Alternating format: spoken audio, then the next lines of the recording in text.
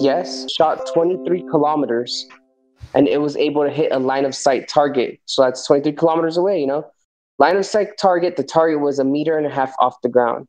The globe Earth model predicts that laser should have only been able to hit something that was 90 meters tall. Because think about it, if it's curving down, that means that you would have to be 90 meters tall for that laser to hit it. But they were able to hit a target which was 1.5 meters. So if you do the math, there was there's no curvature actually detected. It was zero deviation. Well, yeah, I understand that part, but like, it's a lake. What does that mean? Miles, Jose. And also, what does that mean? Usually when you're walking around the Earth, you don't see a curve at all. You just see that it's I'm not straight. talking about seeing a curve. I'm talking about measuring a curve. Like, you don't understand. I just told you in 10 miles, there's 66 feet of drop, meaning that laser would have to curve. Would have to curve 66 feet to hit the target. It would think of the laser like a ruler. There have been people who walk around the Earth. No one's ever walked around the Earth. That's actually there has been one person. I mean, of no course, one's ever walked around the Earth. No one's ever walked around the whole Earth. That's impossible because you can't walk around the Earth. You have to use boats. You can't forever. Walk. It was just he walked around the Earth, technically, because he went through the entire state of America, then through the ocean, and then. Okay. What I'm saying is like it's just my opinion that I think the world is a globe.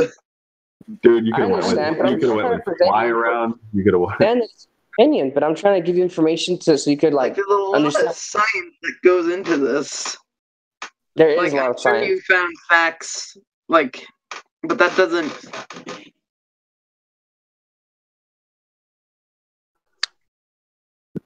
I'm sure you found facts, but facts don't matter. All right, that's a good way to end it.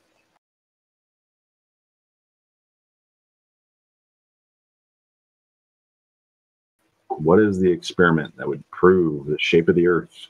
If you're not going to directly measure it, what are you going to do? I don't know. Directly measure it sounds like the best idea to me. It's just my opinion that the world is a globe.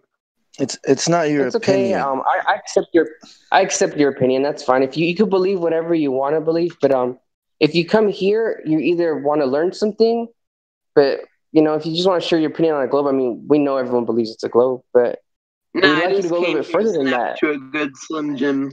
9/11 was caused by Adam Randy Savage snapping to a Slim Jim 2R. That's my buddy. I don't think it's your opinion, though. I think it was installed in your brain and from school. Oh my god, dude! It was installed. If you never went to school and was taught it was a globe, you would never form that opinion. Okay, but we're not in school. We're not that they can't install things into your brain. All right, if they install things into our brain, it's called education. I know what education is called. It's called TV, right? We don't watch TV. How hypnotism works. We don't watch TV, and I don't watch TV, and I'm homeschooled. Well, it's called media, whatever you want to call it. Media. Yeah. I don't really actually. Nah, I mainly watch joke things. I don't watch science. You got some math homework. The math homework is to understand the equation for the curve of the Earth, and you got a question to do. How far is before the curve of the Earth? How far before things are obstructed? How far before things are leaning? I'm not old enough to know that yet. I'm still pretty young. This is something grade school math, man. This is not a complicated equation. It's not complicated to understand how far before the curve of the Earth. Hey, does anyone here else know how to look for Kosho, or is it just me? He's look, ku, hack, so. Mix those words together and you get Kosho, Coco. I swear to God, and if I'm wrong, please speak up, ku, hack, so, but I'm 100% sure that's Kosho, Coco. There we go. Christ is 12 miles long, so, I mean...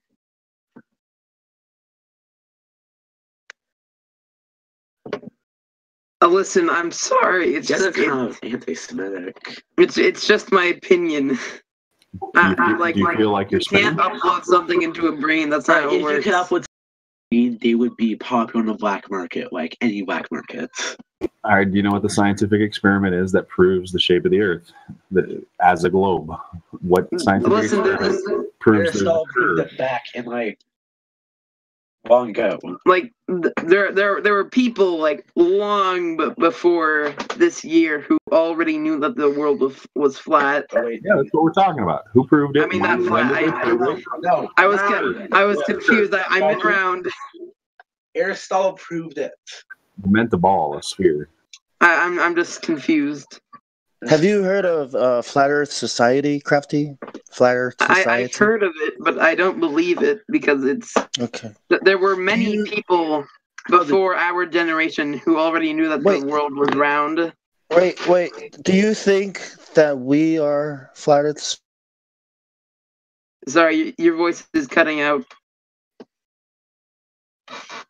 Well, the point was that we aren't the Flat Earth Society. We like to measure things and test things and check scientific information, see if it can be repeated or verified.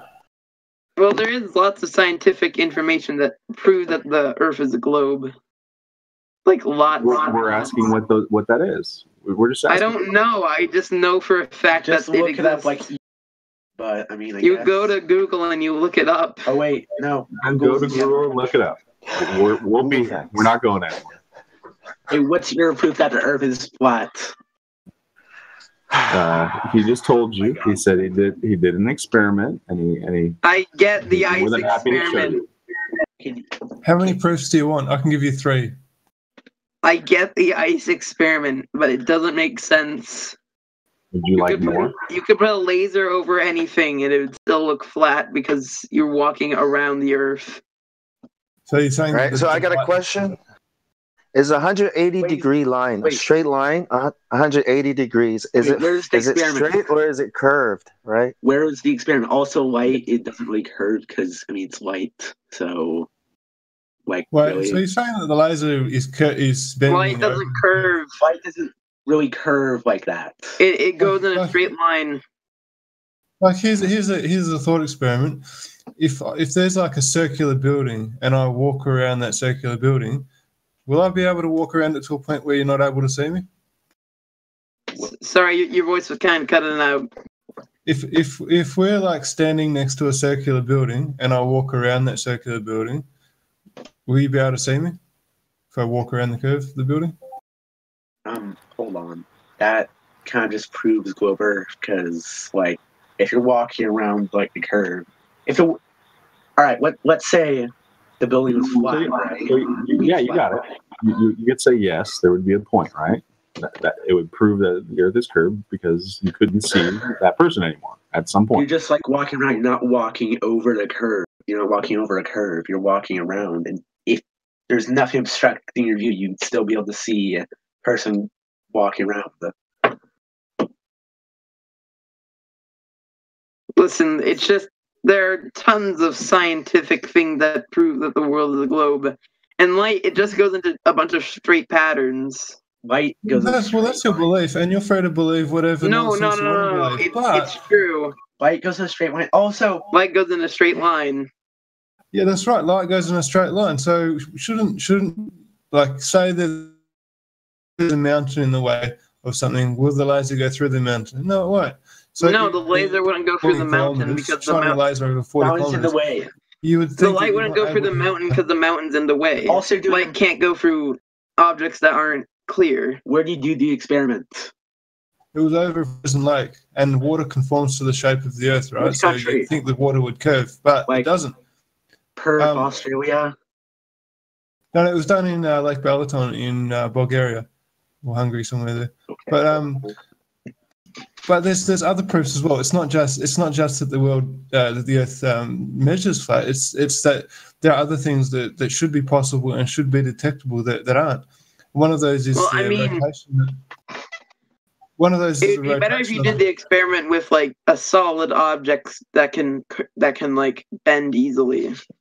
Like if you put a line of tinfoil over the frozen lake, then I can see that. Also, if it was flat, snipers have to account for the curvature of the Earth, and bridges are built. So you're saying like your mind is very bendable, like bendy. Okay, but bridges is supposed to account for the curvature of the Earth. They don't though. Well, they do. If you go far away from like any bridge, it curves. You'd have to be stupid to think that engineers account for the curve of the Earth. You work on your footing, like your footings, and what height they are. Like you'd be going like you'd be taking depth measurements the whole way along. It'd be like you wouldn't have to account for anything. What? Like people who build bridges. You should look at some photographs of these long bridges and understand that there is no visible curvature. There is no visible curvature over 100-mile bridge in China. They got a picture of the whole thing, and you can see. Okay. There's no visible curvature in that. There are pictures from the very top of Mount Everest that show a curve. There's a pig. No. Actually, there's plenty of photographs from the top of Mount Everest, and not a single one shows a curve that doesn't have a fisheye lens. Hey, Crafty. Crafty. Hey, wait, man. Look. We're showing you a laser going over the water, right? Does a bridge go over the water? If you can't see a curve on the laser going over the water, lasers go in a straight line. I've already told you guys this. Exactly. But you're saying that you can build a bridge across the same water that this laser is going over, and you're going to see that curve. Is that what you're saying? What are you trying to? You're saying that you can see a curve by looking at a bridge. Is that what you are saying? Very long bridges. Okay. Also, a curve there's a video somewhere. On the ocean. There's a video somewhere that shows the Earth rotating, not like from space, on the ground. That would be cool. Was adjusted so it would stay stabilized. It was a time lapse, and the Earth was obviously slowly spinning. Or its way was it spinning? I don't get this. I'm not like point of tangent. What hidden area? Go up. So I got that was the laser test we're talking about. But so it hit a target that was 1.5 meters tall. So it's like impossible. Man, it is really hard to. Okay. But you were just saying that the Earth. His brain is spinning and melting at the same time. We know it's hard. That's why we're flat earthers, man. Hey, Indio. It's impossibly hard. I've already caught. Oh, what's up? I've already caught 2 Kosho accounts today. I can see it. Pause it. Wait, you can see the curve in that video. No. The curve in the video. There's a long quad. You can literally see the. Listen, the curve in the video. There's a curve in that video that I can see. It's odd. It's very obvious. Hey, then take a frame out and draw a straight line. It's Show funny us the curve, man. Kosho always names himself like the same name. He just reverses the name around, and I figured that out. Like his last account was Ku Hack So, and I'm thought about it, I'm like, that spells Kosho Coco. Hey, Crafty. Yep, I was right. If you look at that curve in the video, right, and he's saying that's how tiny the Earth is, but when you ask Neil deGrasse Tyson, he says it's so big. It's so big you can't see the curve, but you're telling me. Dude, the Earth is like really big. You understand that, right? Now, how is it possible? Well, yeah. But then if that's true, how is it possible you're telling me you can see a curve in that video? And wait a minute. It's a contradiction. It's a contradiction. It's some sort of facial lenses. Crafty boy, the question is, how big is the Earth? I don't know. I haven't studied for that. Well, you have to understand, we know how big they claim it is. They claim it's 24,901 miles in circumference. And the radius is 3,959 miles. 3,000. It's like 3,000 miles. Okay. It's almost 4,000 miles. Are other planets flat? Wait, listen, man. Don't ask if the Earth is flat. Yeah, don't say if the Earth is flat, then this should be this. Say if the Earth is a globe, then this, right? And then prove it. Why'd Earth be the only one that's flat? They stole your mind, dude. They lied about everything. Prove it's a globe to yourself first. Yeah, man. Go ahead. Sorry. Why would you think the Earth is like what you see in the sky?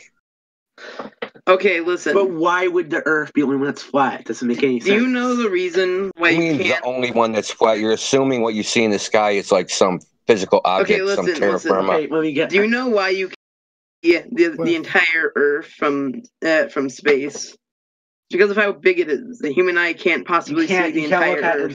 What about one? Dude, you just said you don't even know how big the Earth is. So how do you know it's too big? If you don't even know the because I size of have it. my buddy here So who how'd you knows figure that a lot out, Magic? about the Earth. Crafty, you just contradicted yourself. You just said that you can't see the whole Earth no matter how high up we go. But you're probably wait, listen, man. But you're saying that you can see it in that video. That's a contradiction. Don't you get it? That because the cloud looks really far away. So I mean, it's not. Listen, it's hard man, that is a fisheye lens in the video. Can you accept that? Exactly. That's kind of what I've been saying. It was probably something to lenses. So fisheye lenses are good for that type of stuff. So like kind of looks. So on a plane, when you go up on a plane like 30, 40,000 feet, you're still not going to see curvature. What do you think about that? Yeah, you still do it. Planes, if okay. Now, if this is true, planes go around the Earth. Planes go around. But listen, man. Planes don't fly if high this is true, if it's true that the Earth is so big that we can't see the curvature and all this, then why does NASA say boats? Wait, let me finish my question, man. If that's true, then why does NASA say the boats are going over the curve? And the horizon is what, 3 miles away? It's a contradiction, don't you think? What do you think? Wait. What were you saying? I'm a different person. They're saying, okay, they're telling us that it's too big to see the curvature, and at the same time, they're saying, look, the boat is going over the curvature. It's a contradiction. What do you think? Those are said by different people. No, it's NASA. That's what NASA tells us. Okay, but NASA's an actual space program. NASA's not one person, so. And you've never gone to space before either, so you don't actually know. No, how it's fake, so you can make money. But why'd they fake? Why'd they fake it? Listen, answer me this. So check this out. If aliens came to Earth and they wanted to figure out if humans had been to space, right? And they found 500 people that said, yes, we've been to space. And there's 7 billion that says, no, we haven't been to space. What do you think that they would conclude? They would say, I mean, like, the sample size is too small. We can't draw a conclusion, right? 500 people quiet. Oh my God. You're gonna shape your reality upon the word of 500 strangers. I mean, seriously. Clouds can't go. You can't keep them all silent. Clouds can't go behind the sun. You ding it. Wait. Just watch this. Said they could. Okay, but it's in voice text. How would half the Earth be lit up if it was that low to the ground? Why are you spinning? Why do you think you're spinning? Hey, my brother's in the Navy. Because, first of all, is he a seaman? Matespin.com. Probably a seaman apprentice. How do you know the Earth is flat? How do you know the recruit? The rear admiral. You observe, measure, test it. The actual video game donkey. Yes. Oh my. They found the game. Look out. They did the vanishing act. Hey, Jose, they vanished. They hit the eject. Here, I got it. Give me a minute. Yeah, give me a minute. Yeah, check it up. All right, voice text for everyone.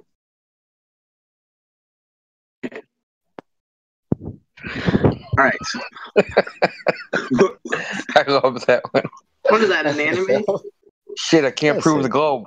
Out of here. Just gonna. Or they're all like, oh, fuck, these guys know what they're talking about? Abort. Eject. These guys do not know what you're talking about. Regroup. You guys know what you're talking about, but we're literally just a 15-year-old and 12-year-old, so obviously. I'm the 12-year-old. He's the. And people who actually don't really give a damn about this stuff. Pretty cool. You can come into a room like this, and listen, it's obvious to us you don't know anything about any of this. It's obvious to us, but you're no different. You could be 30, 40 years old. We get them in here; they don't know anything. We get PhDs that don't know anything about any of this. They just believe it, man. You have a religious belief. What? This should be easier. A religious belief.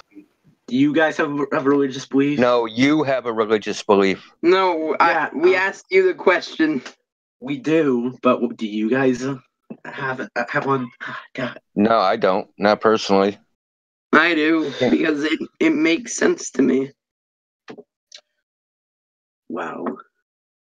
A lot of things make sense, but that's just something called a common sense fallacy. Well, so like, what reason would the government have to lie to us? I don't know. That's the last question to ask. We need to identify the culprits first.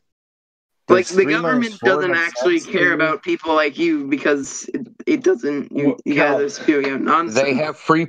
Listen, they have you. They have people that come in here every single day and fight for the globe, and they don't have any clue what it even means. They're paid for. Why are you doing it? Why are you fighting for the globe? Do you got some interest in it? Because it's the thing that makes sense. All right. You guys represent. So you're fighting for sense? Is that what you're fighting for? No, like, what are you fighting for? Why are you defending it? You don't even understand it. I'm not fighting for anything. I'm literally just a 12. Rise of anti-intellectualism in the modern society. Anti-intellectualism? Oh my God. Yeah, even with all the facts. So what facts have you presented? I can say anything, and you guys would probably dispute it. Anti-vaxxers. Let's define these terms. What is a fact? I don't have facts because I am a 12-year-old, you dig it? Listen, first of all, I know you're not 12 years old, okay? You're probably 16 and embarrassed that you're so dumb. I hate you. Drinking. Parents' liquor cabinet. 12. Oh, abort. I was just here to make you guys mad, but you guys are making me frustrated. Happy 9/11. Hey. 9/11 was caused by Andy Rand. Fuck. 9/11 was caused by Andy Ravage slamming into a Slim Jim. No, it was caused by Randy. So what conspiracy theories do you guys believe in? Do you believe in any conspiracy theory?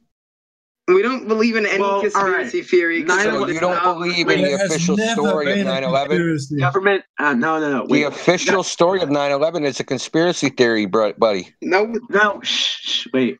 19 hijackers. That's a conspiracy, right? The government. It's a conspiracy to hurt people. There has never been a conspiracy. There has never been a group of people that have conspired against other people. There's lots of conspiracies. I hate the government is not. We should not trust it. But like, chilling. First off, 9/11. The government probably let 9/11 happen, but it was not an inside job. You realize how much work it would take to like set bombs and stuff inside the freaking. You guys know how much work. And also, we've seen so few buildings get crashed into. I have one question to ask to the crafty boy or his brother, whoever's on with him. I'm pretty sure you guys were even born when 9/11 happened, but if you were, can you tell me how many buildings? All right, how many buildings fell on 9/11? 2. Actually, probably more than that because the buildings around the Twin Towers. But how many do you know of that fell by the official story? Obviously a 2. Like they say 2, but guess what? There's 3. Look up WTC 7. That building was not hit by anything. It literally was. It collapsed at free fall speed due to office fires. Now you can choose to believe in that or not. But wait, how near was it to the Twin Towers? What? How near was it to the Twin Towers? It was about 100 yards away or more. But it was also a 47-story building. It wasn't a little building. Okay, listen. It was probably caused by 2 giant towers collapsing. You know what was in that building? The Emergency Management Center for New York City. On the floor that they worked out of, guess what, man? That was a hardened bunker. It would withstand hurricane force winds. Listen, how many buildings do you know of that have been crashed into by a plane? Cal, no, please. Empire State Building. A building in was crashed into. Jet A is like kerosene, right? the Jet A itself is not flammable. The vapor is flammable, but it only vaporizes at a certain pressure, right? And sea level is not that pressure. It's So actually a lot less flammable than sea level. Wait. I need to tell him. The toothpick argument with the toothpick argument, it's not the same because a toothpick doesn't weigh 150 tons. Because it's a comparative. It's a comparison of weights. Of mass. Their ability stays the same no matter how big you get. So, like, listen. Okay, so Newton's law, every action has an equal and opposite reaction. So check this out. Imagine the plane was on a runway and someone threw the World Trade Center tower at it. It's the same physical reaction. There's no difference. If the World Trade Center is going 500 miles an hour and hit a stationary airplane, or a stationary World Trade Center in a moving plane, there's no physical difference, right? So what do you think would happen if someone threw the World Trade Center building 100 miles per hour at a Boeing 727? Do you think the plane would just cut into it? Do you guys realize that there's like a million possibilities of how a building could collapse, right? Anything could have millions of possibilities. Gasoline ignited because there are requirements for a building to collapse. There are absolute requirements. You need to be able to jeopardize the physical structural integrity of that building. You need to sever the upright columns. There's no other way. Jet fuel can't melt steel beams. You're right. Jet fuel can't melt steel beams. Jet fuel can't even light on fire at sea level. Man, real fast. It's easy to find out, right? So there was another plane that went down. It's called TWA 800. So why would they investigated it, right? They investigated TWA 800 on why it crashed, and they did all these experiments on jet fuel. So why don't you go look them up, buddy? Look, I don't care what the motive was. I know it wasn't because of what they said. That's all I need to know. Check out my name, dude. 9/11 disproves Newton, buddy. I understand your name, but that doesn't change anything. Dude, 9/11 violated all three of Newton's laws, and you just think it's okay. Real too. Bigfoot's not real, but Loch Ness is. I hate you. I bet you think that Bigfoot's real too.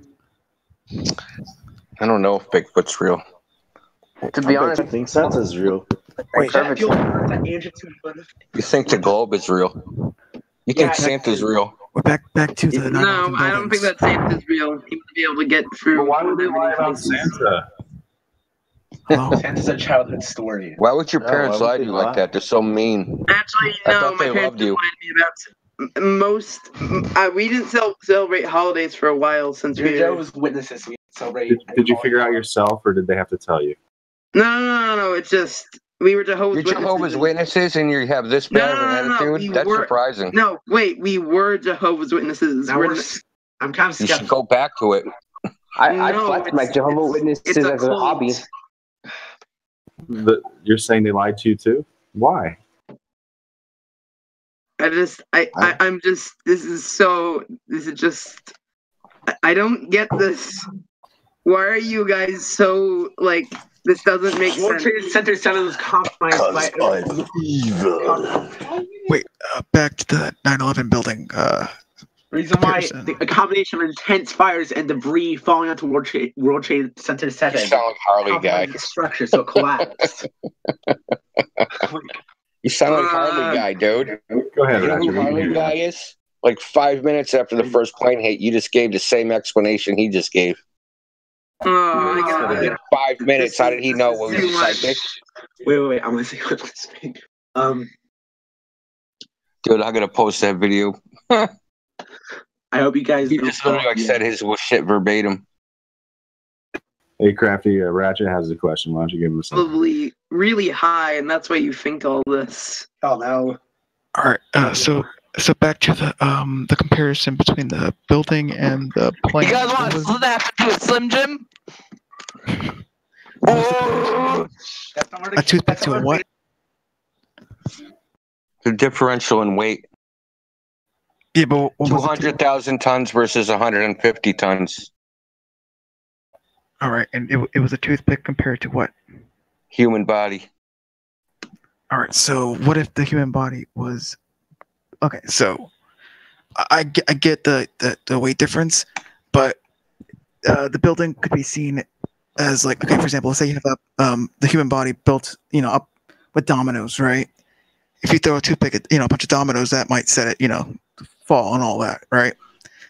So I know this isn't the best comparison, but it's to show that just because something has the weight doesn't mean it's because that building Yeah, is imagine dominoes. dominoes are riveted with steel bolts together and welded. And even sorry, Indio.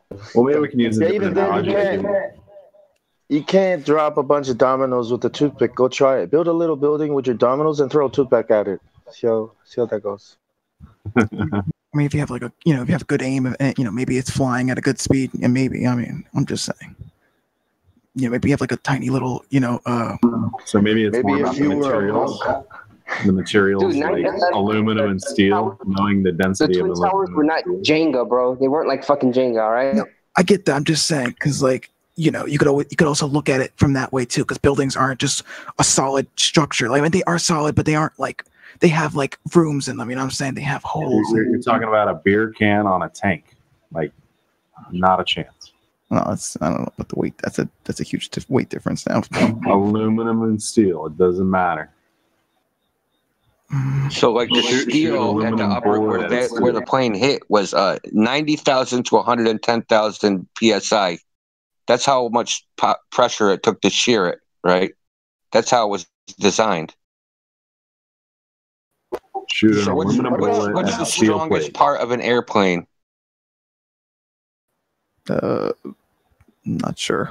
Maybe the shaft of the turbine, but there's nothing on that airplane that's as strong as any part of the World Trade Center. Okay, the World Trade Center was welded, bolted. What holds the airplane together? Aluminum rivets.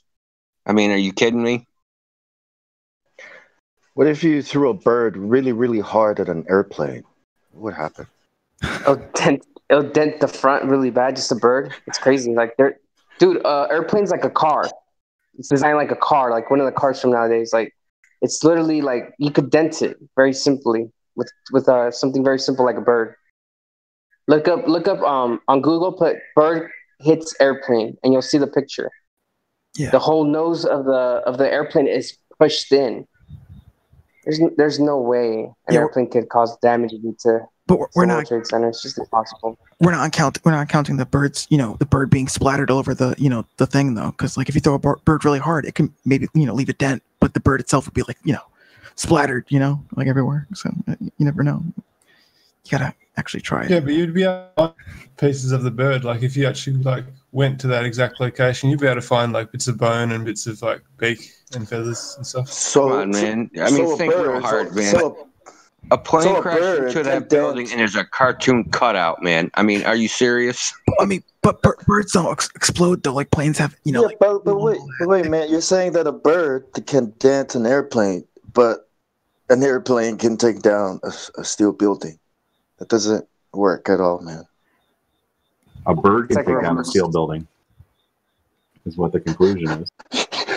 Hey, let's put your money where your mouth is. Let's do this. We're gonna see which is stronger, right? So we're gonna have a sword fight, and I'm gonna take a steel sword, and you can take an aluminum one. Oh yeah, of course. I mean that's So what do you think is gonna happen? You're gonna have a safety pin in one whack. Oh yeah, I get that. But I suppose the point here is that there would have been parts of the plane on the ground, like the whole plane wouldn't have went into the building. There would have been like wings or an engine or something like, But when these planes went into the building, it was just straight in, and there was nothing fell to the ground. So it was like, well, what the fuck? Where did the planes go?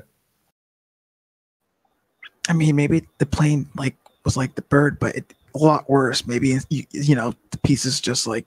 Well, here's the thing: the plane, it's made out of aluminum, right? So I'd imagine since it's easier to melt compared to the steel, maybe it got like not disintegrated, but something happened to maybe. You can actually melt aluminium to nothing, like to powder.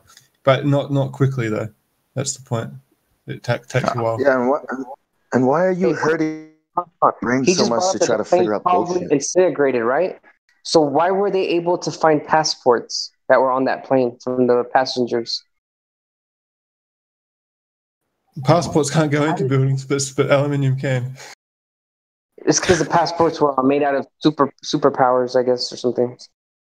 They were probably made out of space-time fabric or something. Passports. They had that chip in them. Nanomaterial. No, like whatever the ISS is made out of, they made it out of the same thing.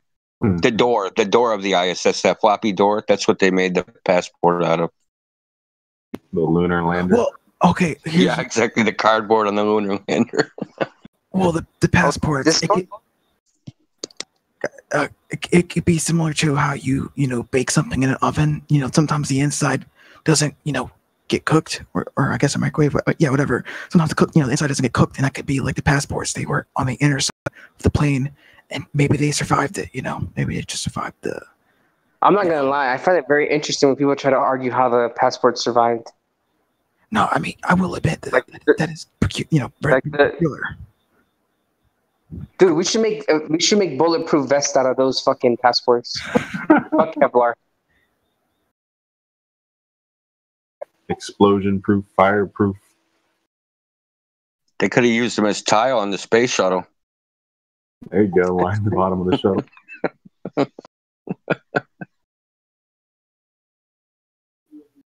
Yeah. Why are you going through all these mental contortions, dude, to protect this bullshit? It's wait, me. Just say aliens and like it. I'm not trying to say aliens, but it was aliens. Just end it there. It's less of me trying to protect it or whatever, or defend it, whatever, and more of me just to argue for the sake of arguing. Because at least you're honest. No, yeah, because I like to debate. So yeah. So it's more of, can I, find like, Keep your voice going. What? Yeah, I don't know. I just like to debate. So yeah. Well, there's no debate on that. Why did building WTC1 also come down? Okay, that I don't know. The best I can come up with that is maybe just there's a fault in the like the structure, like in the design, and maybe. Damn, he really fell for that one, huh, guys?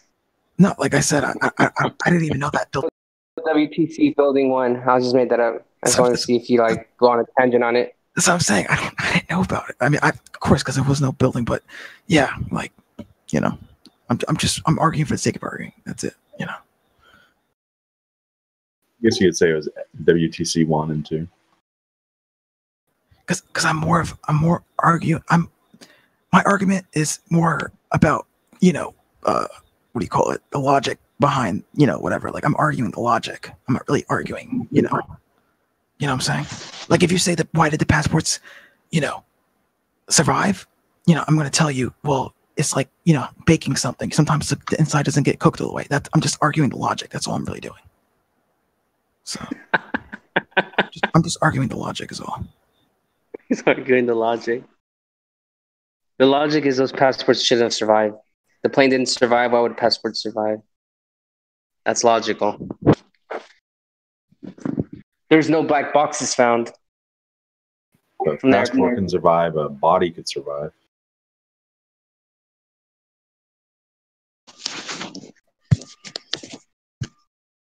But we don't see any of that in Shanksville, do we? I mean, there's just nothing. A little bit of trash. They only recovered the Pentagon black box, right? They say. I don't know that. Yeah, I think they say they recovered the Pentagon black box, but then they got the data off of it, and it turns out that the thing was 500 feet too high to actually hit the Pentagon. Like one of the pilots for 9/11 Truth went and they knew how to reconstruct it. So they reconstructed all the altitude data and all the speed data. That's where they got the corkscrew. Like they had to do this crazy corkscrew turn. I don't think there was a corkscrew, and then like the plane would have never actually hit the building because it wasn't low enough.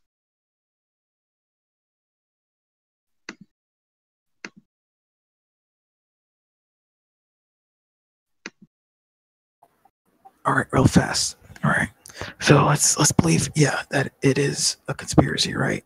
Or whatever it is, like let's say it was fake. Officially, it is a conspiracy. It's not even like debatable. Yeah. The official story is a conspiracy. So yeah, fine. So let's you just have to give up on the conspiracy part. It is a conspiracy. The point is, who is the conspirators? Yeah. So yeah, if we believe that it was, let's say, like thought out and planned, right?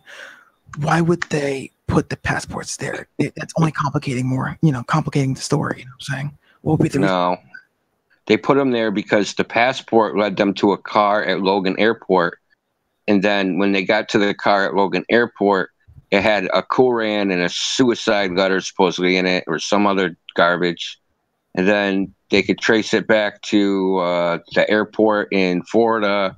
And then they traced it back from there to Afghanistan, and then that proved Osama bin Laden did it. Oh, okay. So it's more of a... So it was a piece of evidence to lead to another piece of evidence to lead to another piece of evidence. Okay, I guess that makes sense. I'll buy that. Like I said, I'm not arguing. Like I'm just arguing the logic, and you gave me an answer, so I'll take that. Because they weren't on these guys weren't on the flight manifests.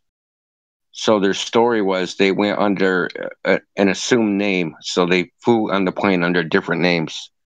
But the problem with that is that they don't know what name they flew under because all the people were accounted for. So, I don't. The story, none of the story makes sense. It's completely just ridiculous hogwash with a million holes.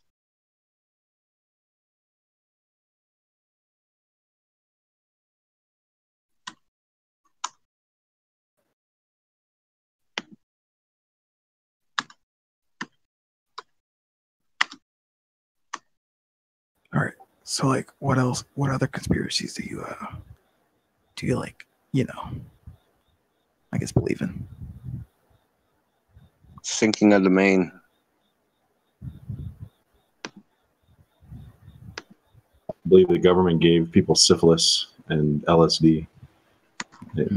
I believe that government experimented on children, gave retarded children radioactive oatmeal in the 60s and 70s. Wait, that's actually true, dude. Oh, okay. That's classified. That's actually true. They did it in Belchertown, Massachusetts. They were experimenting on the mentally challenged kids over there. Okay. See, back then they just institutionalized kids. They didn't give them Adderall and Ritalin. They just locked them up. And when these locked up kids, they would dose their oatmeal with radioactive polonium and feed it to them. See what would happen. That was a dick move. Yep. They were doing all sorts of stuff. President Clinton came on national TV and had to apologize for it. You didn't learn that in school, though, did you? Oh, no. Yeah, I did learn that. But, like... that the United States government was doing human experimentation for, like, 5 decades.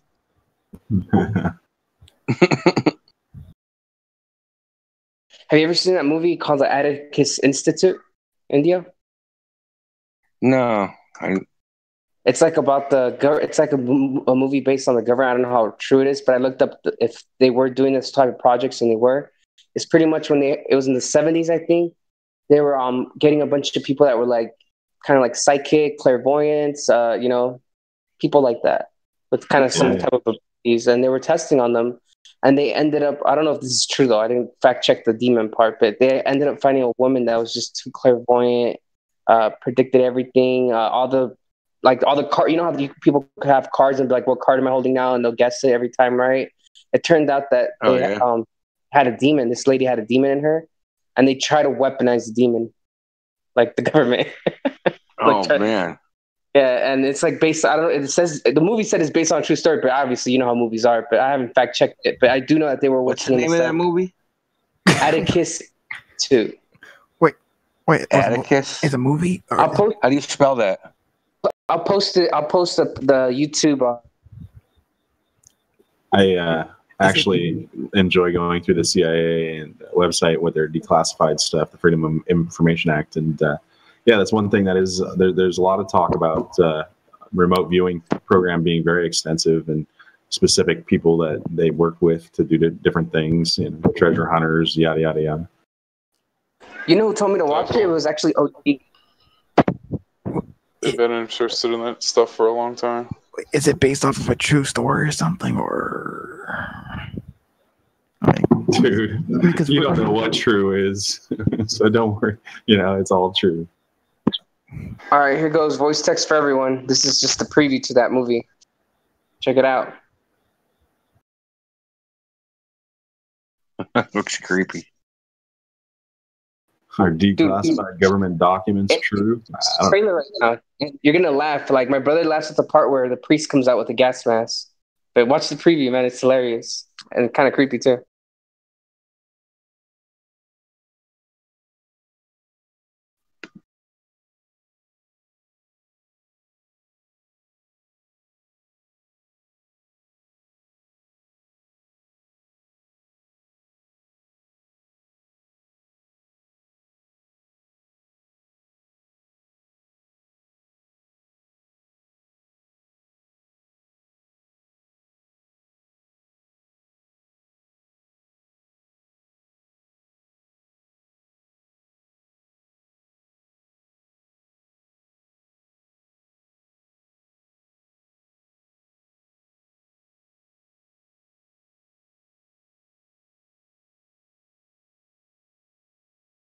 NASA. Woo-hoo.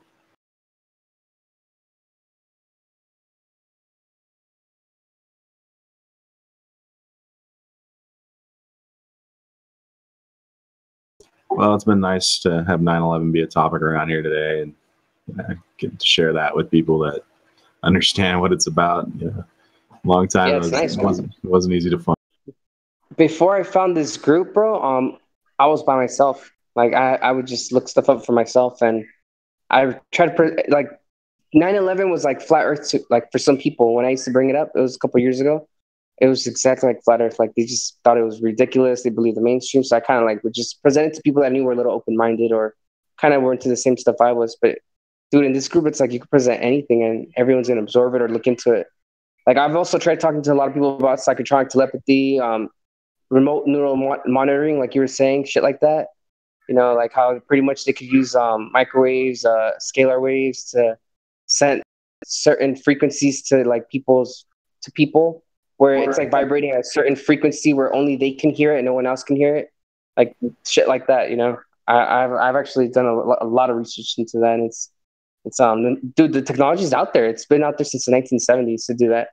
Like, there's this scientist who actually replicated it on a small scale, but not using waves, using electromagnetic, like these magnets. And just by touching the magnets, you could hear the sound in your ears, like if it vibrates to you or something. It's crazy.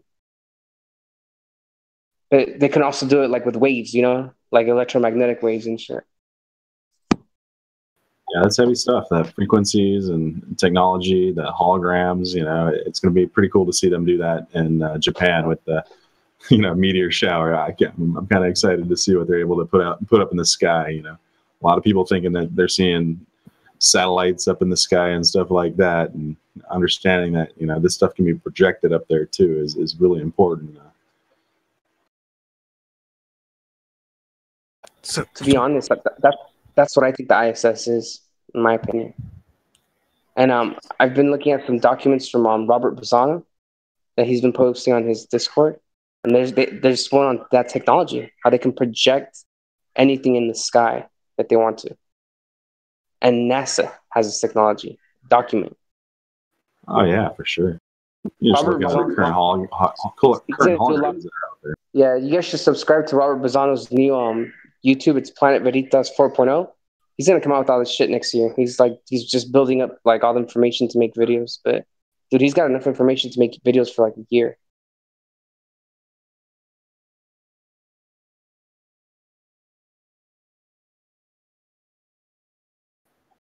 So what about the Bermuda Triangle? What do you guys think about that?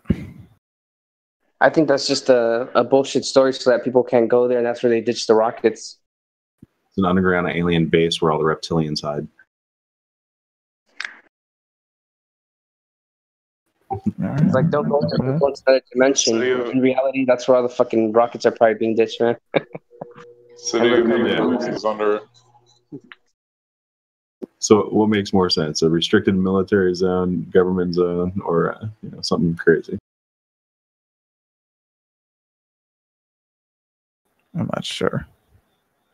Not sure at all. Wait, what if the Bermuda Triangle is like it's like a hole, and everything just kind of falls into it, just like an asshole. I think the most no, but things fall out assholes. They don't fall in assholes unless you're getting like a dick up your ass, and things are falling into your asshole. It's like a toilet, then. Yeah. Okay. Yeah. That's some reverse imagery right there. Yeah. Now the question is, nothing should fall into assholes. Falling into exactly. The question is the spin of the water in the toilet telling you that you're spinning? Yeah. But what? Yeah, but what? Great proof. But what if? But yeah, what if the Bermuda Triangle is just a giant, toilet bowl? Like fresh water. Yeah. And drink fresh water. That's like out of the toilet. You stupid. Yeah. Hey, I do wonder about these fucking tsunamis, though. If they're making this, that's interesting. But like, I'd imagine if there was like, if it was a hole that like, water fell into, I'd imagine they'd be like a reverse Bermuda Triangle where the water came back up, because otherwise, all the water would just, fall into that, that wouldn't really work, so I guess that's just, me being silly right now. Yeah. I'm just having fun right now. Have you heard of ley lines? Maybe it's like the ley line that's directly opposite the pyramids or some shit. Like they align with the Mayan temples, and they create this energy vortex that just sucks things into the hollow earth. Oh, yeah. Wait. So, hold on. Hollow earth, doesn't a hollow earth require like a ball earth, or can it still be flat?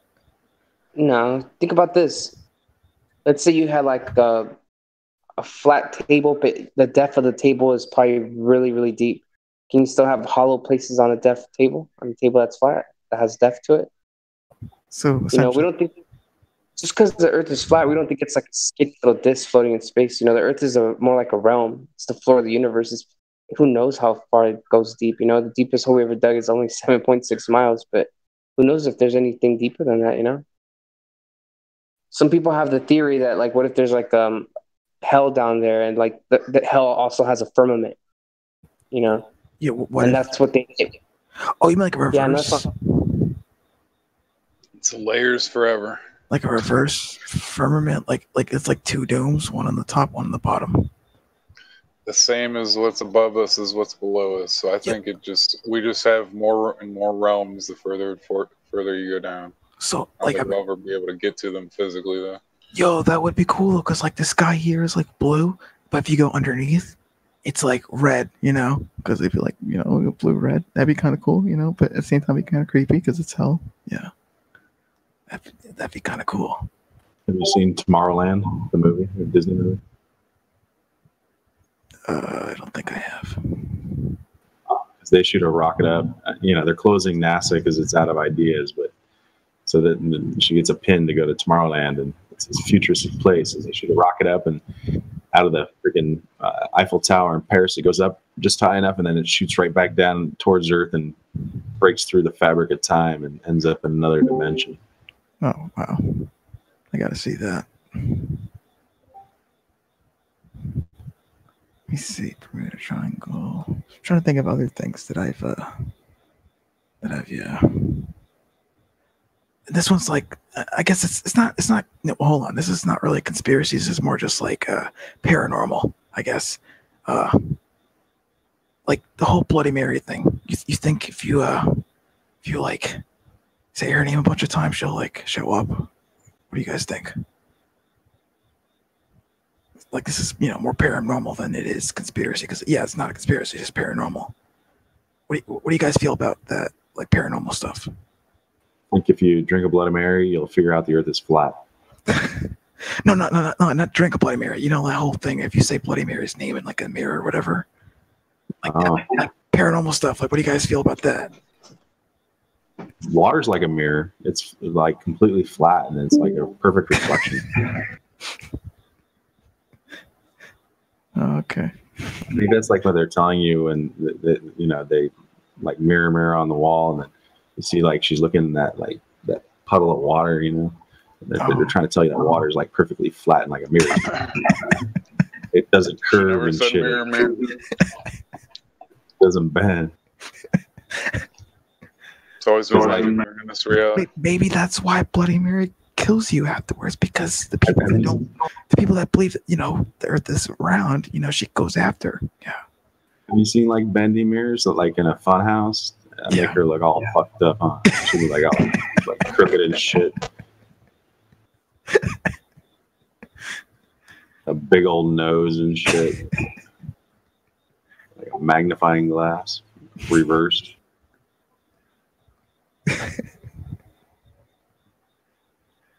Okay, let me see what else. So we got the paranormal. Yeah. Bermuda Triangle. I'm trying to think of something else. So yeah, dude, we're not spinning on a ball. What the fuck does that mean, right? Wait, see. Want to talk about like fake dinosaurs or something? Hey, no, let's stick with friggin' flat Earth and 9/11, because we don't have much more 9/11 here to go. So, what do you know about 9/11? Like, where are you with that? I don't even know. I mean, like no disrespect to people who died, but I mean, I don't really. I was never really there, so I don't really care. I do, you know what I'm saying? Like, I don't know. All right, so let's go with something you can care about: the shape of the Earth, like where you are. Like they're lying to you, but where you are. Isn't that fucking crazy?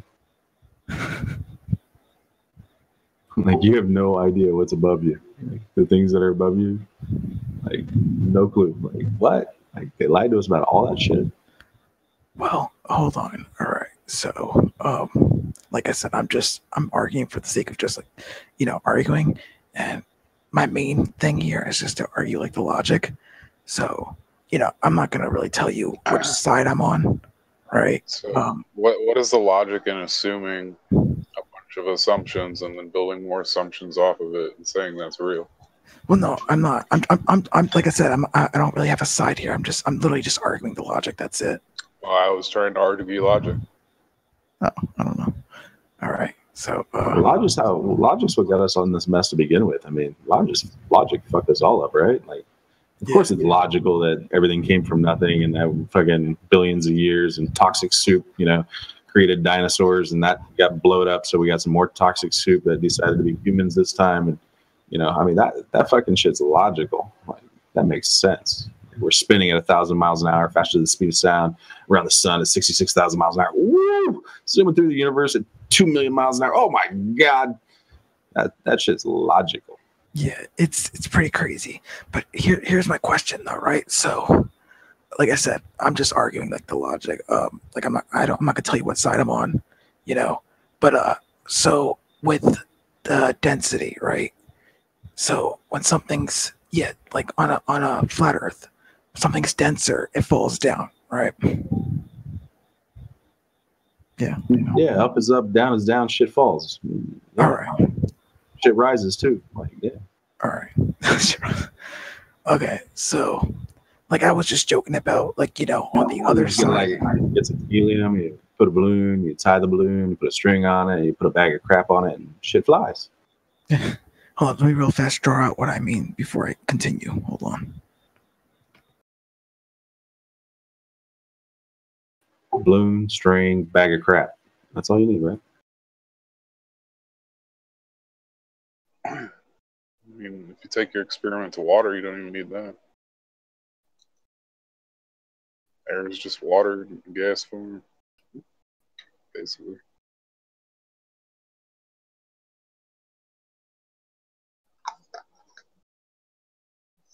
No doubt.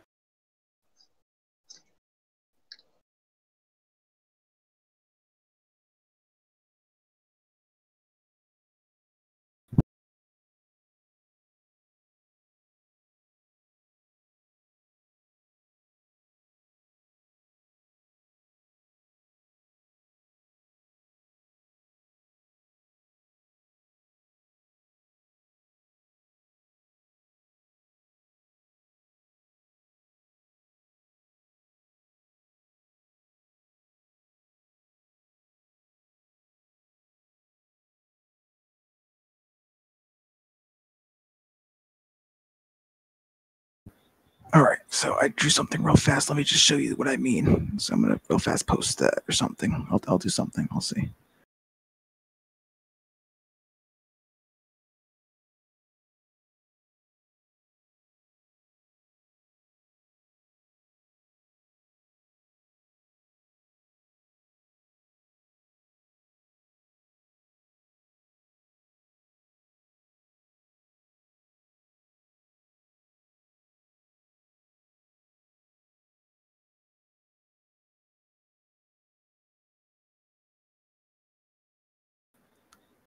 All right.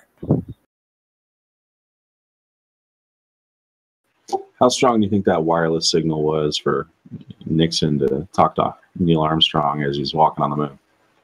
Like, I think they like used power, like 5 power plants to beam it up there.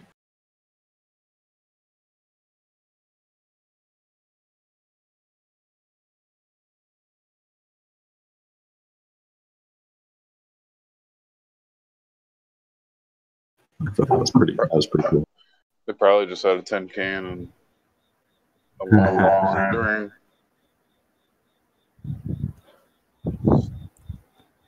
All right. So, real fast. Okay. So remember how it was just a joke, but remember how I was joking about, like, on the other side, like the flat Earth. Imagine there was like an upside down red dome. That's just a joke, right?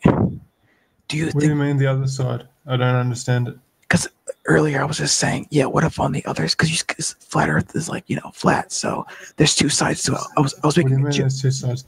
Why does there have to be another side? We're not talking about a spinning disc. Okay, yeah, okay. Like that's what I was talking about. Like I was just like joking around, like at the time, just like making a joke, saying like, what if there was, as just like for just for the sake of So we're talking about like pancakes, like we just eating through layers of pancake. I think he's going with the idea of as above, so below. Is that where you're going with? Maybe, I'm not too sure. But the maple syrup is too hot. Do you know they measured Kansas flatter than a pancake? They're like, they literally said that it's flatter than a pancake. What the fuck? Illinois is pretty flat too. A whole state? How big is Kansas? Come on. I don't even know. How did they measure the whole state, by the way? I'd like to know that. And if that was a valid experiment to do over water for people. Like, I bet the laser test that was done is a lot more accurate than whatever test they did. But it'd be interesting to compare what the 2 tests were, like, how they did them differently. Like, how do you measure a whole state? That's true.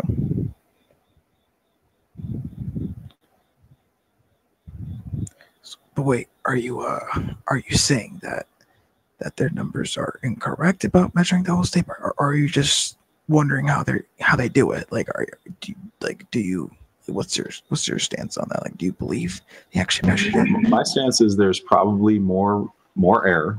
I'm almost sure there's more error because there was 0 deviation in our experiment. I don't think they came up with a process that accounts for less deviation. I think there's a margin of error in however they did it. But I'm assuming, because I have no idea how they did it, it'd be interesting to look and see how they did it. Do you think that their number came close though, or at least around that area? You know, like where the actual measurement is. Oh yeah, I don't think they would have declared if it was less than or more than 3 to 5%. I think that would the margin of error is acceptable. Okay. All right. Okay.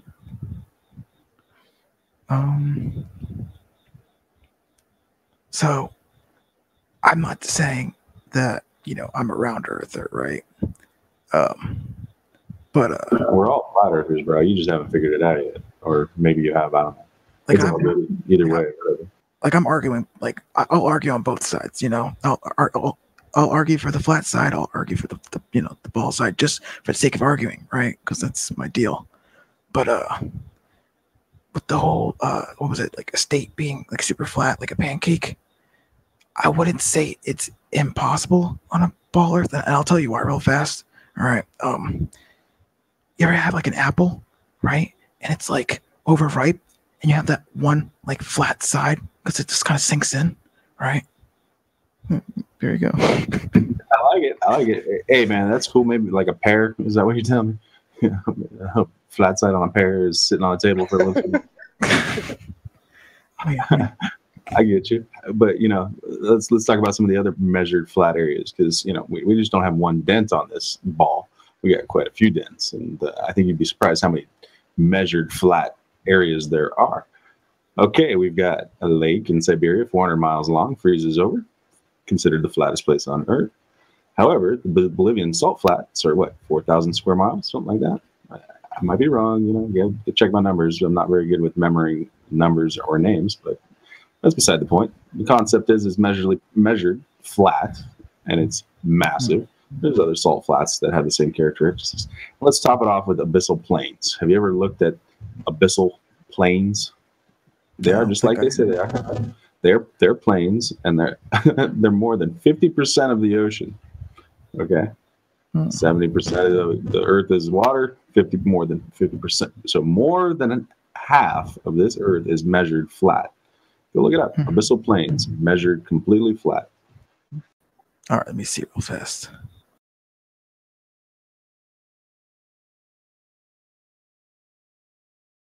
That's a lot of flat on a pear, a ball, an orange, an apple, I don't know, whatever else you want to call it. Maybe it's just a really ripe, fruit, It's just really ripe, so it just sinks in everywhere, Eventually it'll implode. But I'm talking about, right? Like you'll touch that spot and it'll like kind of squirt like apple juice or whatever, Like so the Earth is juicing itself. So yeah, hold on. You check out the abyssal plains thing real fast. Why are you whispering? Because unfortunately, I have like other people in the house that I have to, be quiet for because they work in the morning. Unfortunately, I know it's kind of lame, but have you got headphones or speakers? Headphones. Yeah, headphones. Oh, headset, I guess. We appreciate your effort. Yeah.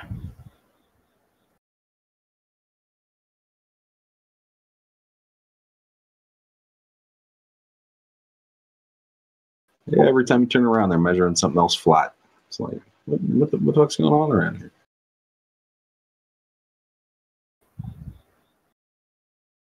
Next thing you know, they're going to tell you water's flat.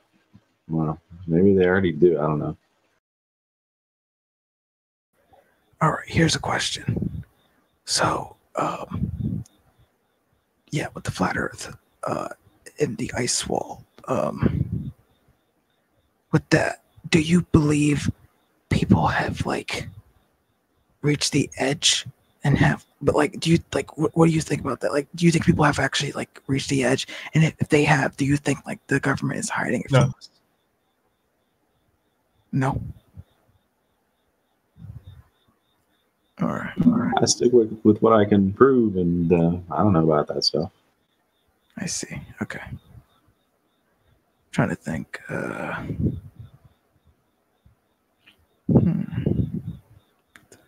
Have you ever thought about joining Scientology? Scientology? Hold on. Give me a second.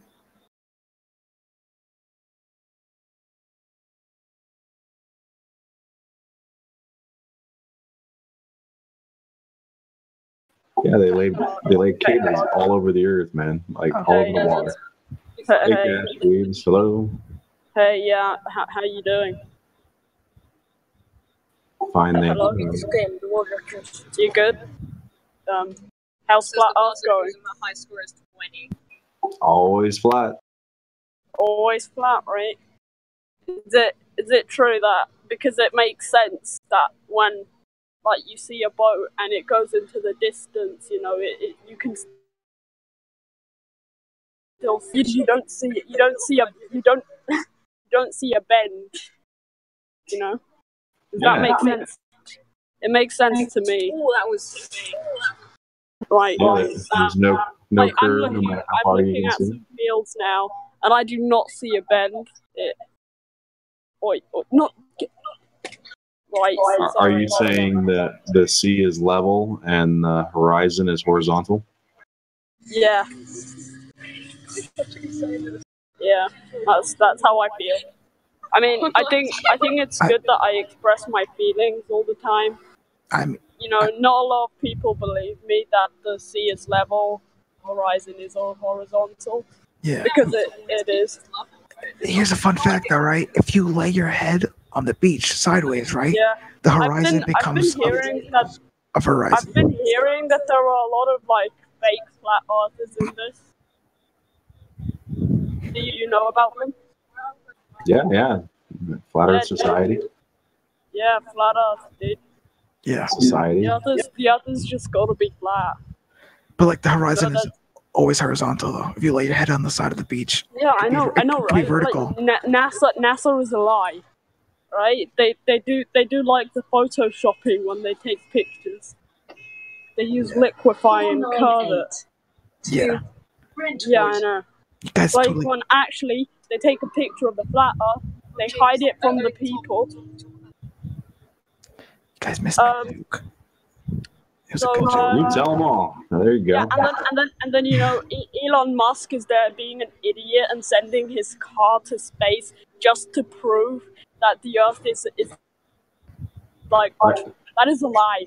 How fake is that, right? It's so fake. Yeah, I know, right? Like, why would he send the car to space? That was a perfectly fine car, and all he wanted to do was use the car to make the. He was just trying to lie. Yeah, I feel kind of bad for the car, honestly.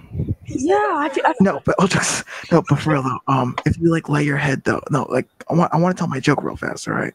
It looks so fake. It must be real. No. Right.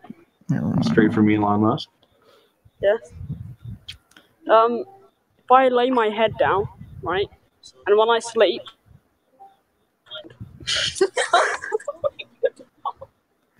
crash. Does that make sense? 9/11's my favorite holiday. Because if the Earth is round, then I would bend with it. Yeah, you'd be spinning too, like really fast, which is kind of silly too, right? Yeah, I know, right? Like the Earth doesn't spin; the sun just moves. And nothing sticks to something that's spinning, right? Everything flies off something that's spinning. Damn. Yeah, yeah. Too bad there ain't no force like that would stop it. Yeah, I think gravity is a lie too. Yeah, dude. Yeah. Yeah, it makes no sense, right? I mean, which gravity are we talking about? Every planet in the solar system I know, is because around, if but the Earth fucking is flat, Earth, dude. Which it is, then we just automatically just stay to the ground. Yeah, it does a lot. So much if it's such a weak force. Yeah. Yeah. It holds back oceans, but it can't hold back butterflies. Fucking, it's such a weak force. All it can do is pull 2 Cheerios together in a bowl of milk. Because they're surely... Oh, maybe It's there's so gravity weak. in the ocean, but And- not on the land.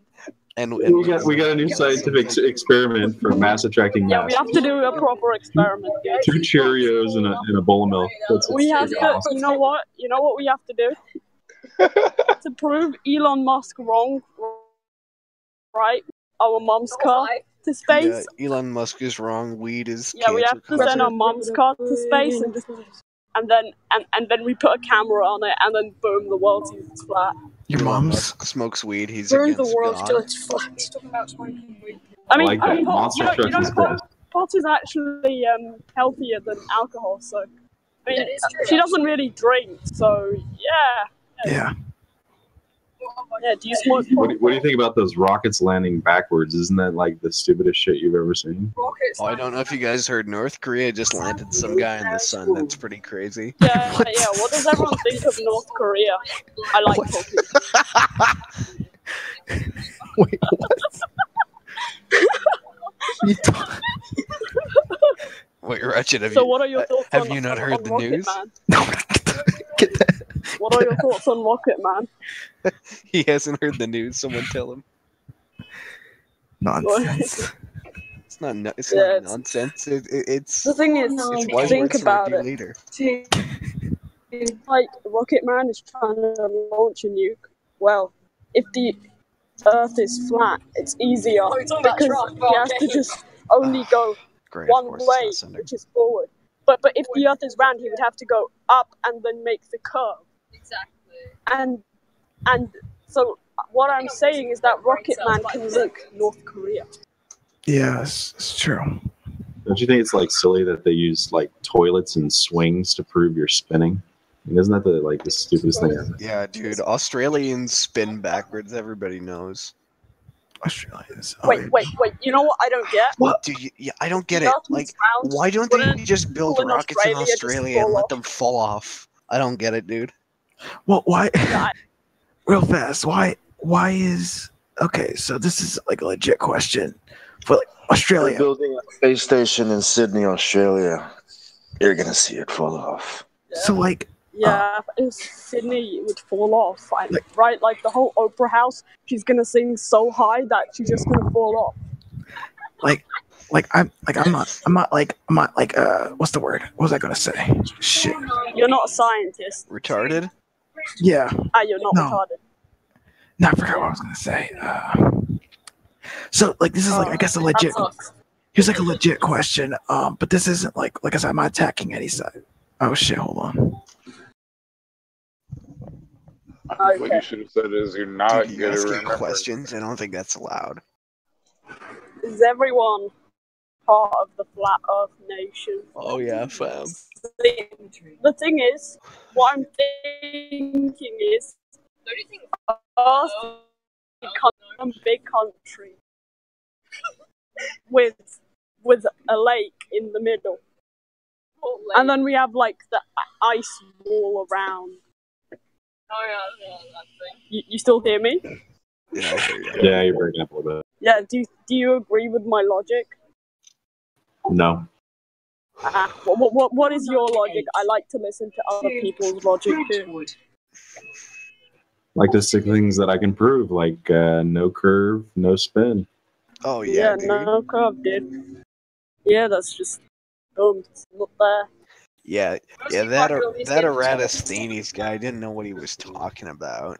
Wait. So wait. You really think that like 2 sticks in the ground, a shovel and a tape measure is like good enough science to prove the shape of the Earth? Yeah, it's just proving the shape of the Earth, man, dude. That's some complicated stuff. If we had a nickel for every stick in the ground, we would be a wealthy server. Yeah. No, but no. Yeah, you would. Hey, you're already wealthy. I think you'd have a day's worth of shilling. No, dude, you're already wealthy with the gift of knowledge. Yeah, of we're all wealthy in our socialist nation.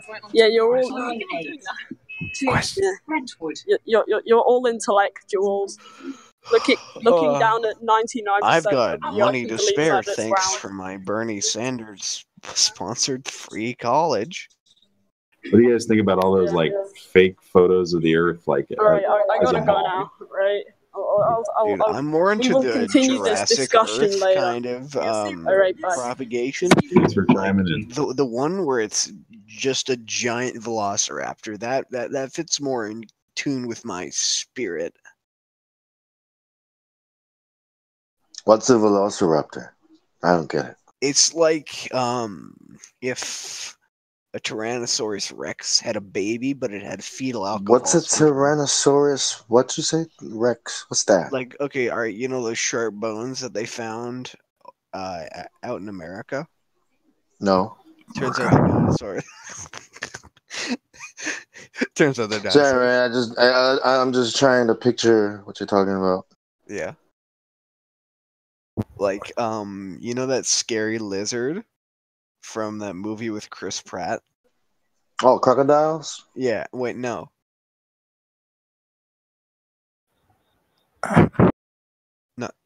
No, that's... Oh, from the movie. Yeah, the movie. Yeah. From the movie. Right? And I like dragons. Yeah. On TV? Pretend that had a baby, but it was retarded, and that's what it'd be. How did they have sex? Forcibly, probably. I don't think lizards are retarded, dude. Maybe a quiet. That's not possible because I think lizards are pretty smart. Maybe some alcohol was involved. Maybe there's some forcing. Maybe it was set up. Maybe it was more of a photo shoot kind of deal. Maybe somebody was bribed. Maybe it's a turtle. Maybe, yeah. Cross compatibility. I joined us. Yes, we can hear you, Pillow. Your mic's open. Welcome to our humble server, dude. I can't leave. What? Nah, man. Once you come here, you never leave. What's happening? Oh. Flat, like. Once you see the truth, you can't leave it, dude. So, Girth, what do you think about 9/11? Right. I mean, I don't want to name names, but it was the Jews. Oh. You got who to blame? I mean, like our president had nothing to do with some it. people might say that on the morning of September 11th, 19 men armed with box cutters directed the most sophisticated penetration of the most heavily defended airspace in the world, using a laptop and a satellite phone directed by a man on dialysis at a cave fortress halfway around the world with absolutely no mess-ups. Something seems a little bit out of whack there, man. But that's just me. Reminds me of looking for the curve. So, real fast, this is a legit question. What do flat earthers have against Australia? Because I've seen a lot of that. Oh, dude. Like you know the underside of the Earth, like when you cross over the poles, that's where Australia is. No, I mean like that's why you fall off, dude. We hate cats too. No, but like why specifically Australia? Because South America is also on the south. South America's down there, dude. It's attached to North America, so it doesn't fall off. Australia is all by itself. It just flops down there, dude. No, like a legit question, because like based off of a ball Earth, right? South America is also on the south. Whoa, dude. I think it's pretty obvious. We don't talk about those sphery kind of theories here. No sphery theories. I think the meme stuck because everybody asked about people in Australia being upside down, right? Like, we don't know which way's up, which way's down on a ball. So I think that, the whole idea that Australia is just fake, that means that nobody's upside down. So that's why the meme stuck. I think it's stuck because they saw it on Reddit and that's all they kind of do is just go on Reddit. Yeah, there's been a lot of flat earth memes though, and that one just comes around a lot.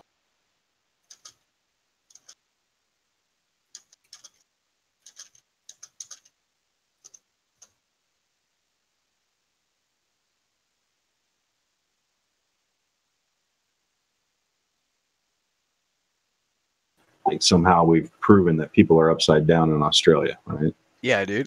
I mean, if it weren't for that, why would they have all their fucking ground harnesses?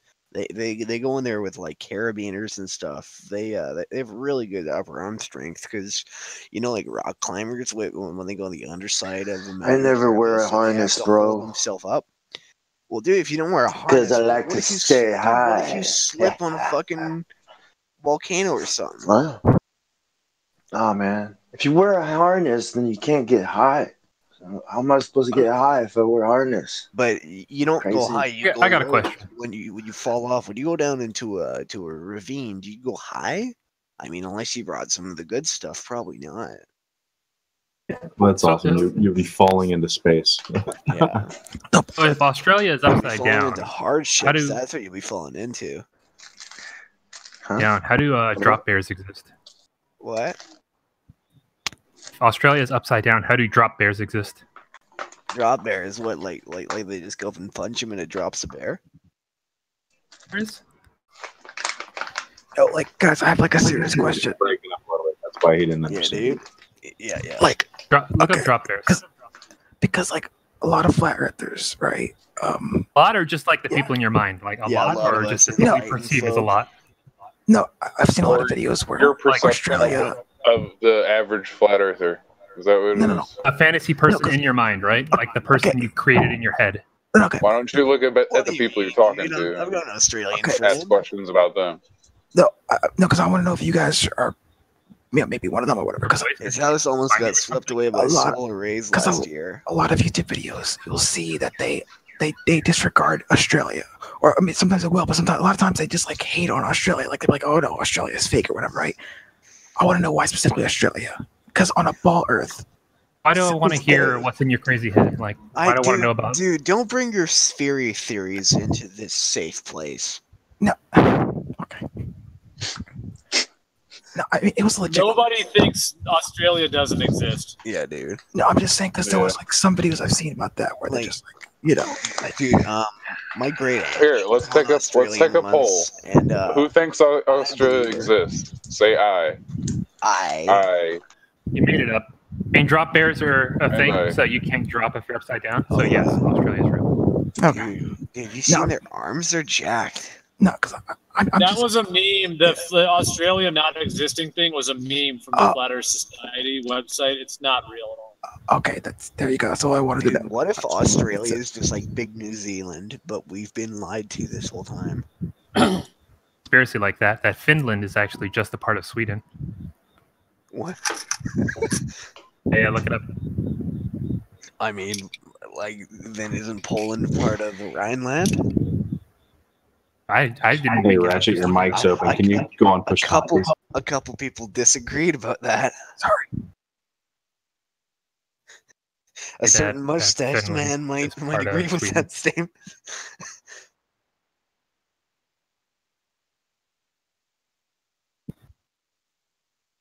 Like, fucking hell, let's just annex Austria. I mean, that was well done on your speech around 9/11. I'm thoroughly impressed. Or so you're like all the way with Flat Earth then? Am I not just knowing who you are? Is a different tag or something? I mean, perhaps, but that's just like your opinion. So here's just for like a joke, right? Because like no one caught my joke earlier, which really upset me. I mean, so like horizon is a horizontal line, right? You're like an Amy Schumer kind of comedian. Yeah, right? I got a joke for you. Check it out. It's called like the joke. You make a statement and it's supposed to be funny. Wait. Ratchet Man 4. Oh, okay. Okay, that's pretty funny. No, but like for real. Okay, so horizons are horizontal, right? Yeah. So what would be a vertical horizon? Would that be like a Verizon? Like what would that? I think it is a Verizon. I think that's why they named the company after it, dude. Okay, now let's legitimately think about that. Because if we're going according to like ball Earths, ball planets, if we're going off of that, right? Would it be a planet passing by a sun, and then the Verizon would just be like the side, like where the sun is hitting? No. A Verizon is when instead of the sun rising in the east or the west, it rises from the north to the south. Oh shit. Yeah. because it's not the Earth rotating. It's say you place a spinning top down. Yeah. And flick your fingers and spin it that way. It's a circumrotation, man. Oh, okay. It's like circumnavigation, but it's rotating along its perimeter. Wouldn't that just be like a ball Earth, though? Oh. Whose side are you on? Jeez. Oh my god. Okay. Yeah. Okay. So. You fucking got it, dude. Anyway. Oh, man. Let me see. Does anyone else want to get into this? Yeah, give me a quarter, bro, if you can. Yeah. All right, dude. 0.3 shekels have been deposited into your account. Let's see. All right, let me see.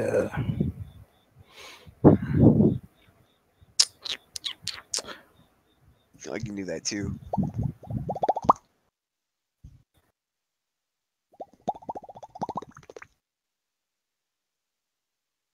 That's my war cry.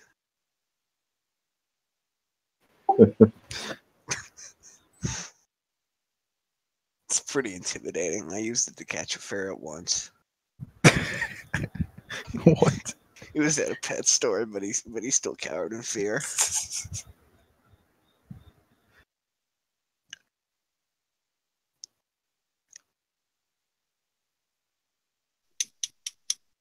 Does anyone want to interject?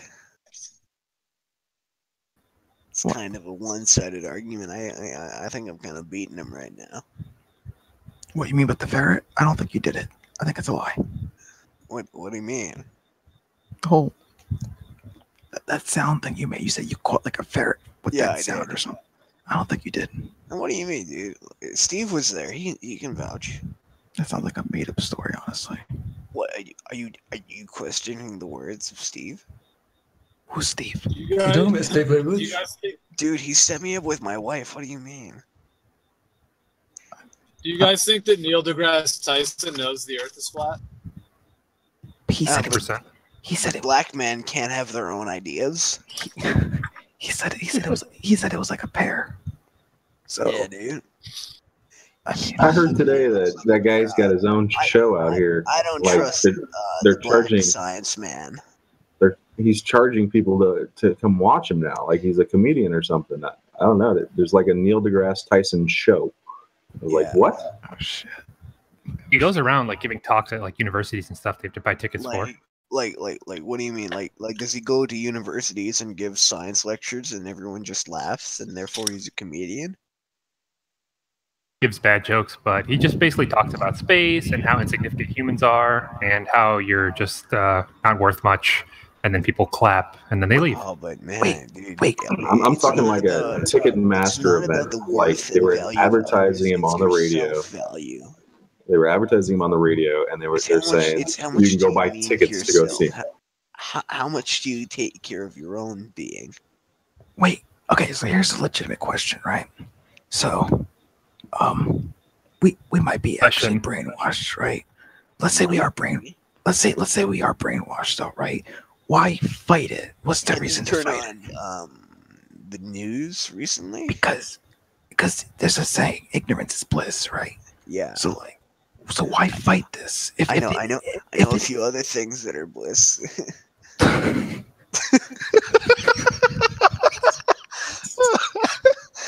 fucking can't. No, but like, okay. So like, yeah, let's say, you know, yeah. The voice is getting so tiring, man. It's kind of. It's so wearing on me, dude. Wait, me. The personality, the persona, whatever. I'm getting a little sick of it too. There's one guy earlier who was pretending he was Video Game Donkey. It was kind of funny, actually. God. No, it's like, hey, it's kind of like it's kind of like an after-school special Shaggy Rogers PSA on why you don't do drugs. That's quality. No, like if you ever see somebody driving a Volkswagen buggy, that's the kind of guy. Can I get some drugs? Give me drugs. Give me drugs. No, though. I've been friends with too many potheads to not know how to do that pretty accurately. Alright. I feel like it's a meme server. I want to believe it's a meme server from the voice chat. I'm going to infer that it is, but I don't want to jump to any conclusions. I'm sure people join this chat looking up Flat Earth Discords and surmise that, oh, wow, shit. Finally, a like-minded individual such as myself. And they click on it, and then they just get shit posted in the meme section. I joined for the sake, like I said, I told him earlier, I joined for the sake of debating, because I like to debate. So, like, I'm not even, like, arguing, like, you know, which is real or not, you know. I won't say which one's real, you know, according to, you know, my beliefs or whatever, but I will, you know, my whole thing is I'm arguing the logic. So, both sides, you know, if someone, for example, is a ball earther, right, and they're giving evidence that a ball sacker, right? Let's say they're giving evidence that doesn't make any sense. I'll correct them on it. You know what I'm saying? Yeah. Same thing for flat earth. If they're giving evidence that doesn't make any sense, I'll argue it. Fuck them, man. Their evidence. I'm just arguing for the sake of arguing, you know. And yeah. Oh, speaking of arguing for the sake of arguing, I was on a Discord server earlier, in the evening around 5 or 6 p.m. and I was having a conversation with a very nice gentleman. We were just talking about race relations in Europe. That's a different topic for a different server. But someone joined in and started asking random, vague philosophical questions, and then we tried to give him vague philosophical answers, and he wouldn't take it, saying that we couldn't argue. One of the points that he brought up was he was saying that the Earth is one-dimensional, therefore the flat earthers have a strong case, because he thought that we perceive things in 2 dimensions, even though we're 3-dimensional beings. Yeah, I remember that. Oh yeah, Hop was there. What's up, man? What's up? I just no one was in the other server, so Dude, I just joined this to listen in. Fucking kill myself. Yeah, it's really ridiculous. And the thing is, he's Muslim, and so that's why I looked up like does in the Quran does it justify the flat Earth in the Quran? Yeah, it does. The semen stored in the spine, and that's why I assume he gets his beliefs from. But, yeah, so a lumbar puncture is just a fancy way of busting a nut. The thing is, yeah, you ask him like, what's his agenda? Like, he wouldn't answer. He's like, it's none of your business. Or if you ask him if he believed in it, he's just saying like, oh, I don't believe in it, but it's just an argument. Like, just say you believe in it and get on with the debate or conversation or whatever. Oh my god, hang on. Where's Really a good meme ridiculous. chat? Anyways, so what do you guys believe in? Like, you guys don't have any tags? I mean, no, I just joined recently. I was gonna mute myself and just listen in. 10 minutes ago. Yeah, because we were from another server, and he's like, hey, this is a server. It's interesting. Where do we sign up for that? So yeah, where's the tag? Congratulations. Is there a Do tag? you guys like to be interviewed for a role here so you can post up? Yeah, sure. All right, maybe someone's around. You guys any mods here or something? That's I'm assuming this goes. So additional is a homosexual and transsexual. I'm just joking. He's a transgender hermit crab as well. Yeah, dude. I'm a guarantee that. No, I'm just joking. I'm several types of hermits. I'm the old kind of hermit who makes a sword out in a cave. I'm a kind of hermit who takes over the shells of various crustaceans and uses it as my home. And I'm a hermit in the sense that I have multiple. Okay. He's a hermit. He never goes outside. That's pretty much what he's saying. He's like a vampire. You know. It's like a. What was the last one? Vampires are just fancy versions of neats. No, let's be honest. Like, no, but actually vampires are real. I'm not like, not the mythical kinds. I mean, like, through thousands, for like the last 2,000 years, there's accounts of Jewish ritual murder in like all countries, pretty much. This goes back to like 100-something BC. I'll find the case where this king, he went into like the basement. There's like in Israel, of like this like synagogue, and they were like, and he pronounced, there's this like boy being like held captive, and the thing is, this is like a really deep conspiracy, and scientists are finding out now that drinking children's blood or like injecting it into mice brains as well, it helps them live longer. It rejuvenates them. And so if you look at how vampires were perceived historically, it was that once you drink the blood, they live longer, whatnot. And so blood libels, I'll post. Is there I guess I can't post any images. So yeah, you can't, no links, unfortunately. Let me drink okay, your so pretty blood, much, but I do have a list. It's a couple hundred. You gotta like open the original because there's a couple hundred accounts going through all the times. You can look up any one of these cases. of Jewish ritual sacrifice. And what they do is they kill it. It's called a blood libel. So they would like cut the veins open or like drain all the blood, and they'll consume it. And so it's actually. So was it just a serious version of bloodletting, or was there? No, it was like, so they would get like there's some cases I know from my mind, or you can just go to like the Wikipedia of Wait, this. and what Like centuries were these present from? This is like the earliest one I know is 2,000 years ago, and the most recent one was 1930s. I'll actually try to bring it up. Right around the time where a certain someone started to notice. Well, yeah. Well, yeah, and if you actually look at Nazi propaganda from the time, it actually showed there's like a lot of propaganda posters about bloodletting too. But, yeah. Like if I guess I can't post any images. So just look up bloodletting, go to the Wikipedia. It doesn't include the list, but it just gives some examples, like in Britain. Oh, not bloodletting. What are your thoughts on the blood libel circumcision and oral, they call it oral relief of the baby circumcised? Well, yeah. So Jews, when a bunch of sweaty rabbis in a synagogue take the firstborn child of a newlywed couple, and they're like, "All right, we're just going to cut off the little bits of his dick." Okay, change the topic. We're gonna have okay. Father Ezekiel over here, give him a little the interview. So Hop, you said you wanted to be interviewed. Are you spherical Earth? Are you flat Earth? Do you have a spherical Earth? I choose not to answer. Now he's interviewing me, sir. We'll do one at a time. So, what are 3 proofs that you live on a spinning ball? So, spinning ball. First of all, there is no conceivable way in which anyone could, in which no matter what I don't think the technology that we have now would be able to. So I can say cameras, but you say, NASA fakes all these things. It'll be people that could make weather balloons very simply. And there's no way that they could hack some GoPro that's not connected to the internet and change what the Earth looks like. The second one, if you go to the beach, you look at a ship going off into the sea, you will see the ship's disappears from the bottom up. So you'll just see the top of the sail, then it will disappear. There's things like mirages that makes it appear that that's not the case, but again, that's mirages. And so if the Earth was indeed flat, the boat would just get smaller and smaller and smaller until, it reached, I don't know, the other side of the ice wall, I'm assuming, because I don't know too much about flat Earth, to be honest. But, disappears from the bottom up, so that proves that it would be a sphere. And another proof, let's see. Gravity. So if you went to because imagine, let's say, I don't actually have any flat. Let me actually look up some flat Earth. Can someone in the voice text for everyone post an image of the flat Earth, like a map of the flat Earth? That'd be really useful. But, there is no map or model of the flat Earth. Yeah, dude. There's none? Look at the UN logo. It is flat. There are many depictions. You can pick any flat map. Every map you've ever seen is flat, right? Okay, so there you go. So from what I've heard, is every map flat? Well, yes, technically. All right, there's your map. So. No, but there's a circular Earth, and then there's a. Okay, so if you hold a ball, a nautical. Can you see the other side of a ball? Because never mind, because this is even. I thought this was you posted. Anyways, so obviously I don't think that flat Earth is believed, but what'd you say?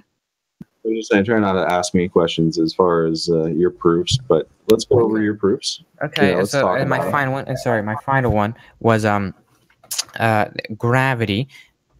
Through gravity, everything pulls to the center of mass, and so over the through the just the insane weight of what would be a flat Earth, or Earth right now, it would pull and would collapse into a sphere naturally if at one point it even was flat. And let's say it somehow had the structural integrity to be flat when you went to any of the edges. Let's say, I don't know, I'm looking at let's say the bottom of South America, because I'm looking at the flat Earth Discord map, whatever. Go to the bottom, the buildings actually have to be built pretty much sideways, because let's say America, the Earth, did have the structural integrity, it would still be pulling to the middle.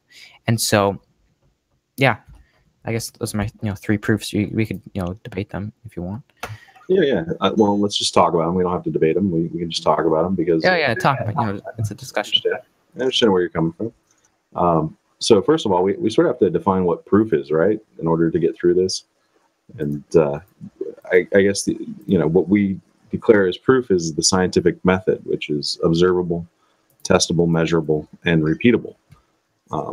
And would you say that that's actual proof?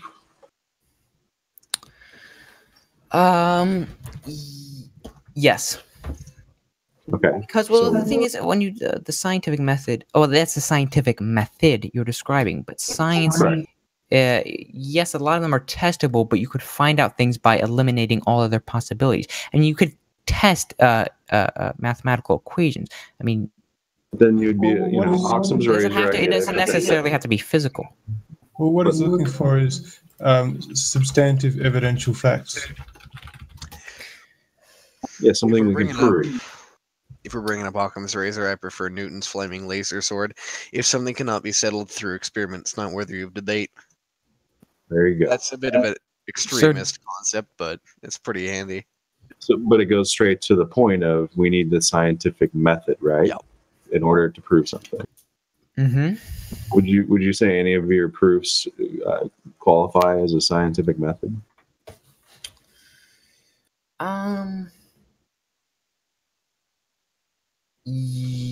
Not necessarily. No, I don't think they apply to the scientific method. You would need an experiment, right? Yes, but I haven't seen any case. I mean, if you have one, I'd love to see it. You send me, maybe one of your videos of a ship as an example, just shrinking and shrinking and shrinking until it just vanishes. Well, here's the idea with the interview. Oh, what'd you say? I think I talked over you. He said he sent you a PM. Oh, he did? Okay. And I was saying that the idea of the interview is for you to understand that you're claiming the Earth is spherical, and you're asked to prove it.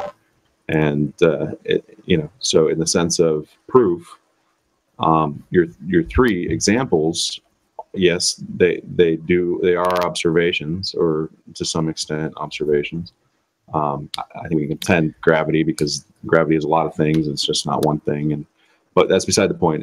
It doesn't prove the shape of the Earth. I don't necessarily think that gravity is relevant to the conversation. I mean, gravity is a law of nature, and we haven't found an example of gravity not applying. I mean, there's ways you could bend around, let's say, black holes. I mean, it's really weird. But I'm saying that gravity is a law of nature, and we haven't found an example of gravity just not existing, unless we're talking about theoretical physics, like black holes and whatnot, where it's really weird. Are you sure that gravity is not a law of nature? Just it's a theory of gravity? No, a theory. Which gravity are you talking about? You have to clarify when you speak about gravity. There's more than one. Like there's Australian gravity, there's North American gravity.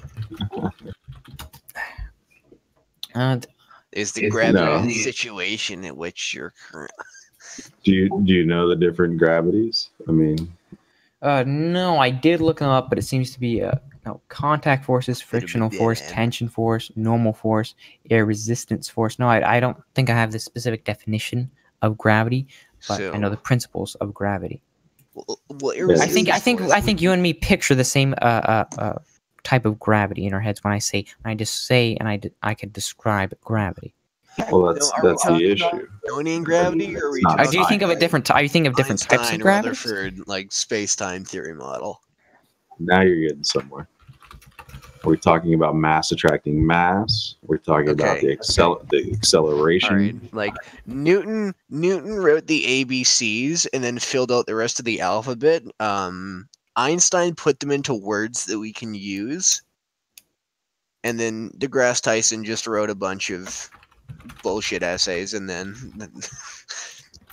with those words, which amounted to nothing. So before we get too far into gravity, maybe you need to take a minute and look for scientific experiment that proves a sphere Earth. Okay. So I have a question. You haven't given us any proof of a sphere yet. Are videos not proof? No. Videos of the Earth. So I'm assuming this because no. An experiment. It's the thing. An experiment can be falsified. Like you can disprove an experiment, or you can prove it. A video can't be falsified. It's a video. Oh, okay. So let's say water turning the other way on, like above the equator and below the equator. Is that not considered an experiment? Sorry, Do you know what what an was that? experiment is? Now, like, Water okay, what? so No, what, water what turning in different constitutes as directions. an experiment? Hold Okay, on. An so experiment entails a cause and effect relationship. So in order to have an experiment, you need an independent variable, and your whole premise of this experiment is to manipulate the independent variable to show a cause and effect relationship to the dependent variable. Okay, That's so what an experiment does. Observations are not experiments. Okay, fair enough. So if something could be conducted through that observation experiment procedure, and say someone were to come up with an experiment that could be reasonably concluded, and you came to conclusions from said experiments, but they could be altered or falsified using fallacies that debunk, well, not entirely the results of it, but through the process that it was done. Say, for example, an Eratosthenes calculation that was done back in the early BC days using a couple I'm guessing wells. you mean Eratosthenes, right? Yeah, Eratosthenes. Sorry. Right. Do you know how? Do you know what he did to come up to that conclusion? I'm familiar with the subject. I'm not a particular expert. Yeah. So what he did was he got a stick. He put one in Syene and one in Alexandria. They're about 500 miles away from each other, and he determined that if the Earth was a globe, so there you go. He had to assume a globe first. He assumed that the Earth was a globe, and the sun was at high noon on my location. At 500 miles away, there would be a shadow and no shadow where I'm located, right? So what he did was he assumed the globe and he measured those shadows and got the circumference and radius from there. The problem with that is he had to make two assumptions. The number one assumption was he assumed he was on a globe. Second assumption was he had to assume that the light source was at an infinite distance with parallel light. So therefore, that would work. If that light source was an infinite distance with parallel light, which he didn't know, he had to assume it would work. But the problem is it can also work on a flat Earth. If the sun is assumed to be flat and you have a small local light source, you will get the same. The sun is also flat. No. If the Earth is flat. I said that the sun is closer and smaller. You would get the same measurements that Aristophanes got. Even Neil deGrasse Tyson has made a video on this saying that just by changing the light source, it could work on a flat Earth. Yeah, I saw that specific video. I was interested in what your response would be. Yeah, Eratosthenes. Sorry, I was thinking of like Eratosthenes or whichever that weird one with the Greek name is. Eratosthenes. Yeah, Eratosthenes from 3rd BC. The Greek, right?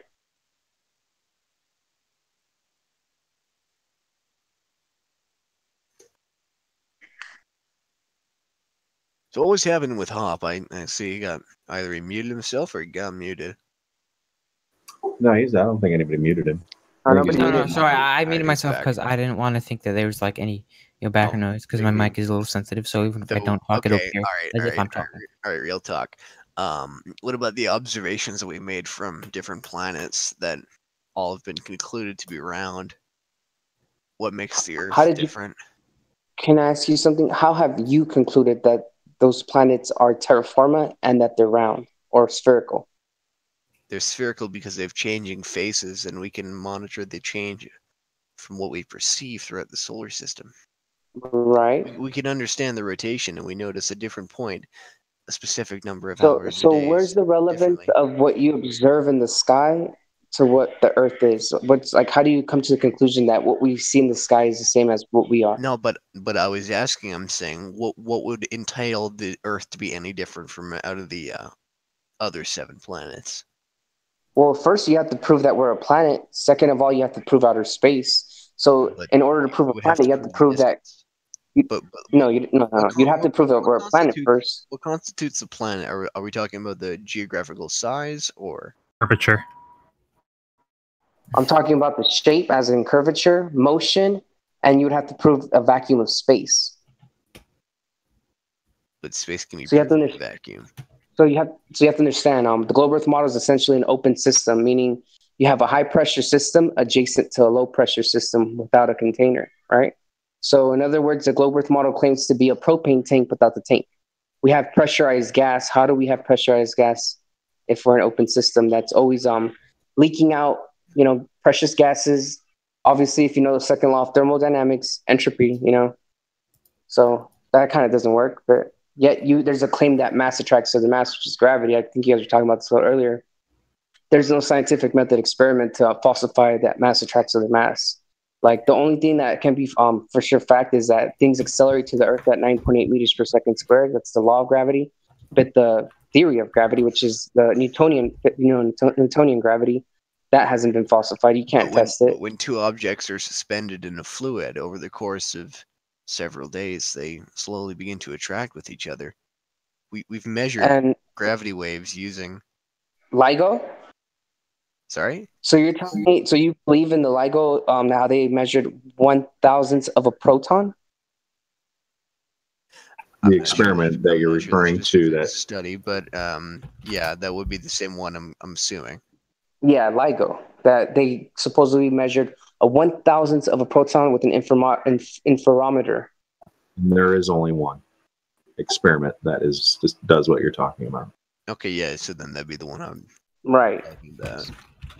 So here's the thing: that experiment, no one can falsify it. And to be honest, they spent a lot of money into that to not find anything. In my opinion, they found the least amount of whatever they claimed they could have found.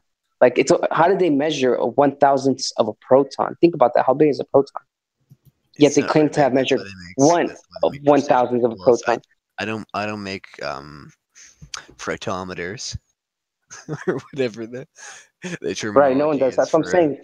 This is what you gotta understand. Half of the information that we're fed comes from people that we can't falsify their claims. But the stuff we can falsify is curvature. So have you heard of the laser tests that people have done over frozen lakes with a laser? So obviously, if the Earth was a globe and mass attracts mass was real, that means everything would get pulled to the center of mass. Yes, so the best curvature would be over water, right? But the gravity of the Earth isn't equal distance to say that of a black hole, which can bend light. Light travels fast. You're completely went to theoreticals with me, so don't go there. Like, we're talking about the Earth, not about black holes, not about observing. Like, anything in the sky is theoretical. You have to understand. No one's been there to falsify it. It's math. It's just math that they need black holes to fit their look, black holes, dark matter, dark energy, all that needs to be there for that model to work. That doesn't mean that they found any of that. It's like they made these things up so it fits the math. Because obviously, what do you think dark matter was invented for? Dark energy. Think about it, because yeah, dude, that's what so all that. So, anyways, back to my argument of the laser. So mass attracting mass, everything gets pulled to the center of mass. That means the Earth curvature over water is 8 inches per mile squared. That means for every mile, it's 8 inches, and you squared the mile. So 10 miles would be 66 feet of drop. 100 miles would be 6,667 feet of drop. So we know the measurements based off the Aristophanes experiment, right? So we're using the globe math to test the globe, right? Like what's claimed to be fact. So we put a laser about 2 meters off the ground, and we shot it across the laser. This laser, obviously, the target was shot 23 kilometers, and the expected target that the laser should have only been able to hit on a globe of the size they claim should have been a 90-meter target. Meaning it would have to be 90 meters tall for that laser to hit it. But guess what? The laser was able to hit a target that was 1.5 meters high. That means the target was essentially a little lower than the 2 meters. These forces in questions that we're testing, the supposition was that the light being composed out of pure energy or having no mass, therefore traveling at the speed of light. It has no mass, so you know that gravity does not affect something without photons, right? There's no mass on light, right? No, it does not. So explain to me how that happened then. How were they able to shoot a laser with zero deviation? Because the gravity isn't strong enough to affect it. But you still haven't proven gravity. Like okay. I guess we're gonna have to just. I think we're gonna have to get rid of gravity. Every argument I present affecting a laser. No. Every argument I'm going to bring up, you're going to bring up gravity. So let's just get that out of the way. What's your scientific method experiment that mass attracts mass? LIGO doesn't prove that mass attracts mass. They claim that they found a little wave. So I'm asking you, what is the proof of mass attracting other mass? What's that scientific method experiment? And by what I mean by experiment, I want an experiment with an independent, dependent variable and a cause and effect relationship. Because that's how you falsify things, right? That in is how science. you falsify things. I would agree. Wait. For the independent variable, I don't have a specific study, but I believe there was several of these conducted over the course of scientific knowledge. 2 objects suspended in any kind of fluid that was non-viscous and Well, let's recap and go back to the beginning before you get too deep into this idea. You've given us one scientific experiment, 2 sticks in the ground and a light source, to prove the Earth is curved. Is there any other scientific evidence that's been done over the last 300, 400 years since that 2 sticks in the ground that you can point to that shows you, the scientific method, observable, testable, repeatable, the curve of the Earth? Wait. Yeah, what are you saying? Like, has any college went out there and done it? Has any university done an experiment? That universities have gone out and measured that Kansas is flatter than a pancake, right? They've done this. There is, but yes, have pretty any much, of them pretty much, literally every place in the United States that I know of is literally flatter than a pancake. If we scale the size down, pancakes aren't that flat. Yeah, they're curved, right? Like a ball. Yes, I'll link you the study, dude. Wait, but can I? Okay, so let's go back to that. Because the total size of the Earth, mountains aren't very high compared to the total size of the Earth. So the highest points versus lowest points isn't that high. So it's pretty much, if we take a small section, as in a state, if you compare it like 2 ends or 2 distances between them, inside the state, it is going to be flatter than a pancake. Do you understand what the curvature formula is for this globe Earth of 24,900 miles circumference? Can you repeat that? I zoned out. I was looking up something. I asked you because you just made a claim. So, do you happen to know the math to formulate the curvature of the Earth for this? No, I don't. Do you? Yeah, I do. It's 8 inches. I just said this a while ago. It's 8 inches per mile squared. So that means, according to your globe Earth model, at 66 feet, at 10 miles, that's 66 feet of curvature. At 100 miles, that's 6,600 feet of drop. So it's exponential. Like curvature should be measured, and it's not. So it's not like, hey, it's so big that it's flat. It's not. That's not how it works. It's like we have this radius and the circumference that is based on what you believe in, and when we go out and try to test this curvature, it's not detected at all. Wait, there's a flaw in the one experiment you did with the laser, and I'm going. So you only had 1 target. There should have been 2 targets. One halfway. There was a lot of targets. Would you like the PDF? Yeah, there should be. Yeah, I only gave a brief study on it. Like, I didn't give you the whole details. They talk about barometric pressure. They talk about refraction accounted for. They talk about every little thing you think of. They've accounted for it. Trust me, because this is the 4th time they've done this experiment. The first 2, 3 were criticized so much that they built upon those criticisms and covered all their bases. And this last one hasn't been criticized. Everyone just kind of ignores it now. They're like, oh, we can't debunk that one. Let's just forget about it. But there's been 2 done recently that haven't, which is the Lake Balaton 23-kilometer test and Lake Issel 41-kilometer test. I see. Okay. Links. That sucks. Anyway, so when you ask me for a study or anything, I guess you want me to DM it. But actually, if I might interject there, Hop, any study that you could propose could equally be claimed as falsifiable due to the big globe government if the photographic evidence that was presented, say, by our spherical overlords on Google Images was considered falsified and fabricated, then couldn't any study that was done not have the results changed to meet in accordance with their specific view of how this so-called globe should be factored in? What would make it any different?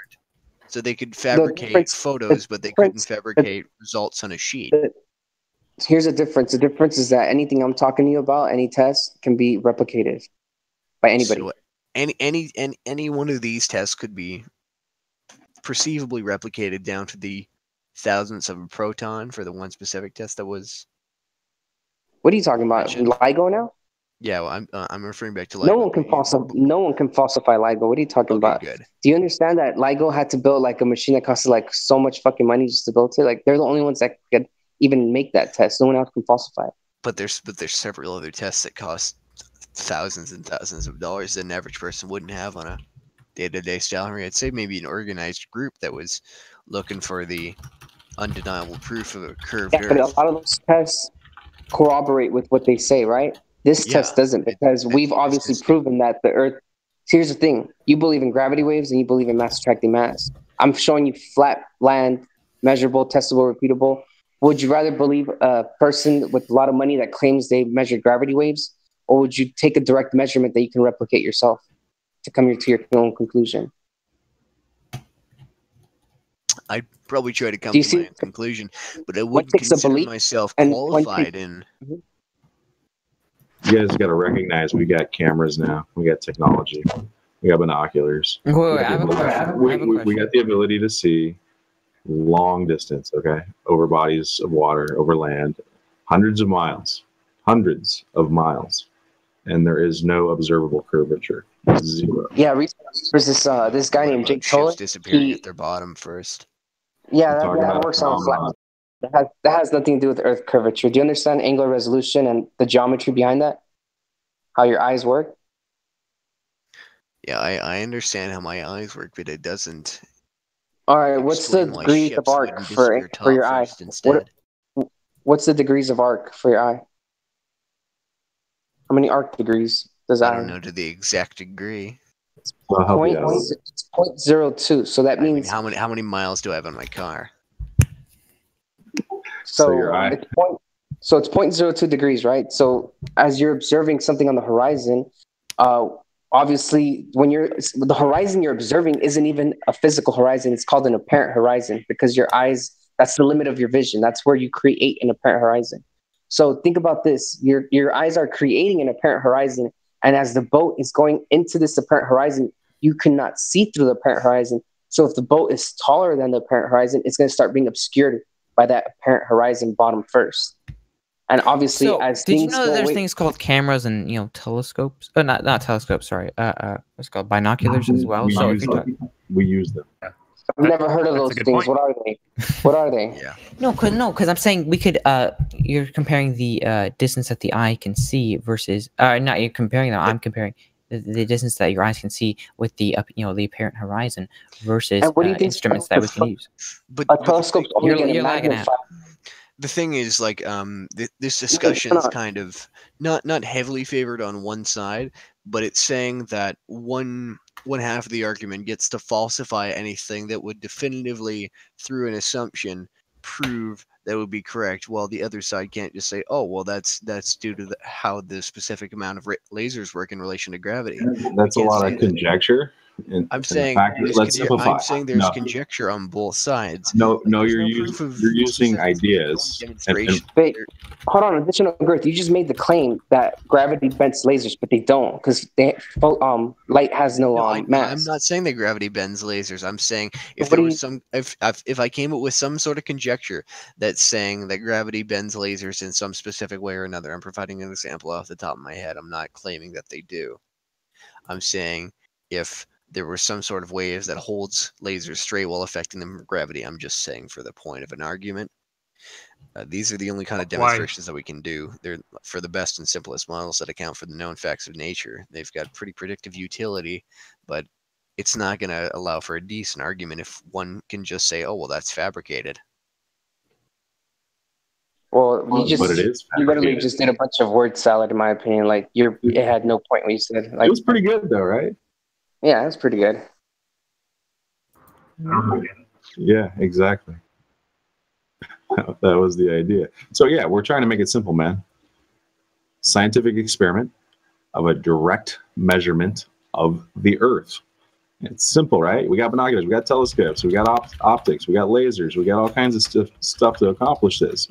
Equipment. We've got all kinds of things that can accomplish this. There's even microwave tests being done. Obviously, the microwave tests that they're using travel in a straight line. Yet, they did, I think, a 40-mile microwave test, and they got a ping, which is it wouldn't work on a globe, because these microwave tests work off straight lines. So there's a lot of tests, man. Like, you just have to look into it, and you kind of have to just kind of like peel away the belief that it's a globe, or even just give it a chance, give the flat Earth a chance, and look at the data. Hey, I think they passed the globe Earth test, though. I mean, I think they get the roles if they want to post stuff in here. Oh yeah, but you guys get it for sure, because I mean, you guys at least do know like some globe stuff. I have a question. So, let's say, because I'm not googling anything right now. If I, let's say I just concede, there's no possible experiment to prove that the Earth is round. What do we get from that point on?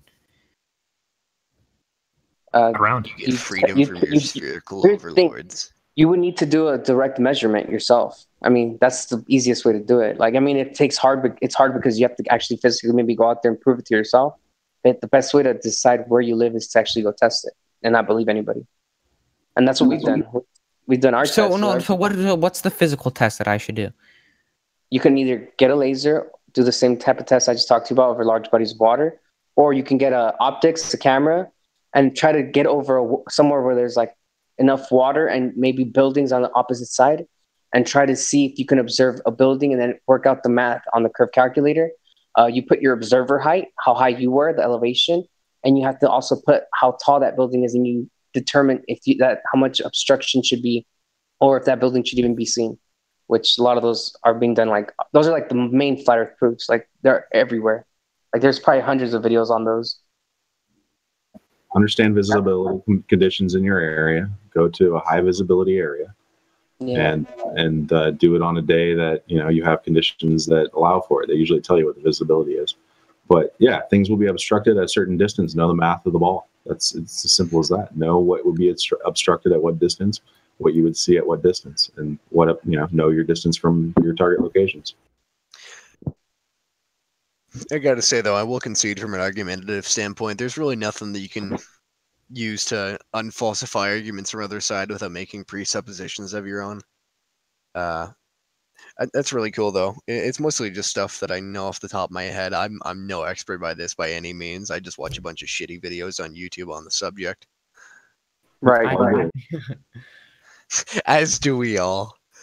We've all been there, man. You gotta swim through a lot of shit before you get something good, man. I have a question. How do you guys? What do you guys think is the ultimate nature of reality? I'm assuming most of you guys are possibly Christian. 42. Everyone knows. No, I'm from a serious perspective. Well, I'm not Christian, but I do believe in a creator. Yeah, but the same argument could be applied to atheism or creationism, that nothing could be falsified or unfalsified through experiment without making don't strawman me. Your own. Don't strawman me. He asked me. I'm not strawmanning you. I'm just saying in general, like for the debating. It's a belief system. Yes, we get it.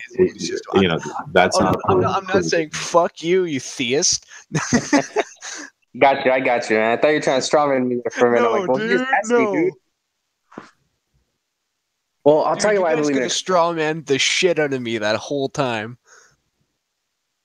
So here's the thing. Reason I believe in a creator is because, like, I do believe in a dome, like a dome firmament up there. And the reason I believe in that is because we cannot simulate a gas pressurized environment without a container. It's that simple. Even the gravity argument doesn't work because the gas exceeds the escape velocity of gravity. And I just look around me and I look at the moon. Wait, can you repeat that? Gas pressure. Wait, the gas velocity. Yeah, I'd like to hear You about guys want to hear about faking space and how space No, about gas velocity, because it sounds interesting. Gas velocity exceeds the velocity of gravity. Can you elaborate on that? Or? Okay, so we have in a globe Earth model, we have a high pressure system, and it's right next to a vacuum of space, right? Yes. So the claim is that mass attracts mass, and the gravity is being pulled down by gravity. Yes. But the escape velocity of this gas is still leaking out. You can look this up yourself. Like, we're losing gas every day, every minute, every gas? second. Are you talking about gas pressure from Earth? Oh, gas pressure from Earth. Our atmosphere. So that violates the second. You have to understand that violates the second law of thermodynamics and its entropy. Are we losing what should I look? Are we losing gas on Earth? Let's see. Atmospheric. Some would argue that the loss of gas is replaced by the expansion of gas, and that we're slowly getting lower and lower oxygen levels. That's not the argument, though. The argument is that we cannot simulate a gas pressurized environment without a container. Even in the definition of pressure is to exert on walls. So that means you need a container, walls, you know? It's the definition of pressure. You need walls to exert a force. It'd be like a CO2 or a propane tank without the tank. Like, how do you have pressure of the propane in the tank without the tank? You literally I'm reading this off Wikipedia. One of the reasons why the Earth could be losing molecules high up in the atmosphere would be solar winds, as they impart sufficient energy within these particles to push molecules with enough pressure to escape to reach escape velocity. I'm reading more on this, so I'll be quiet for a second. That's on solar winds. That's nothing to do with gas pressure and the vacuum of space. Yeah, but it's another way to sort of understand the concept. There are forces at work on our atmosphere that are ripping it apart. Right. Beyond the pressure of our Earth. This is why I believe in the dome firmament or an enclosed system. In order to have pressurized system, you do need a container. And I don't believe in space because I think there's no possible way to have force in a vacuum.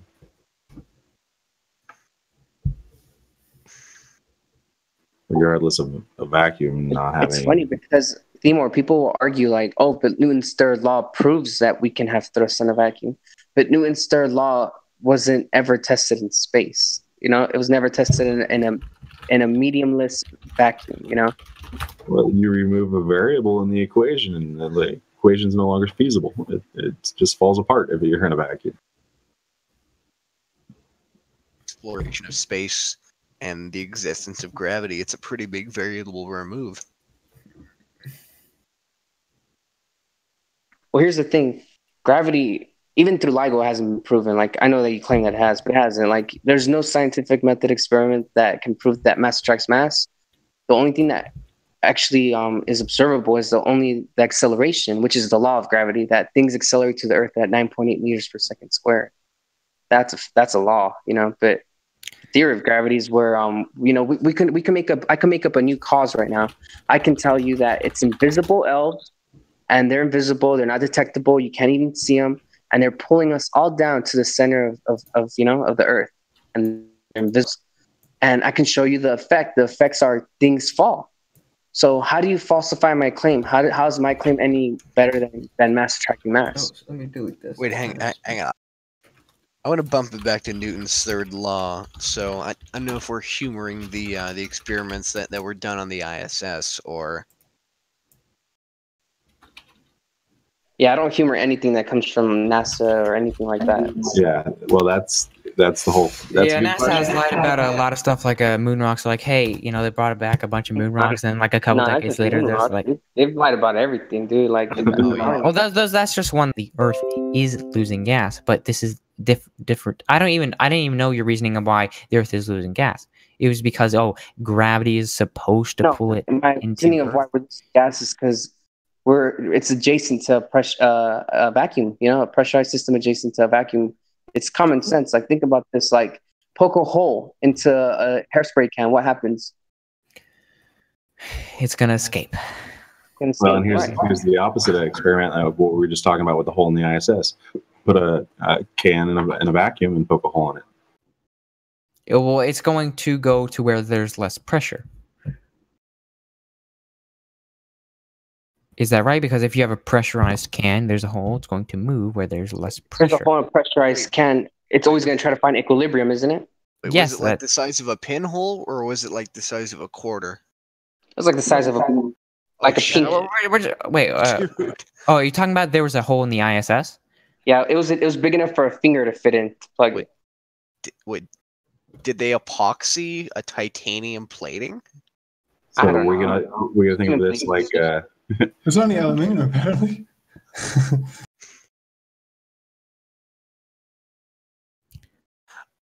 I don't believe they used aluminium on the plating for the insides of the ISS. I mean, I could be wrong, but I definitely think it'd be a stronger compound than.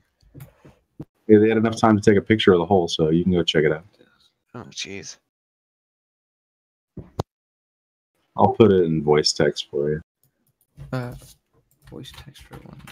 I'm copying and pasting this. This is part of the same section under thermal escape mechanisms. Why explanations of why the Earth is losing gas at a predictable rate. High in pressure.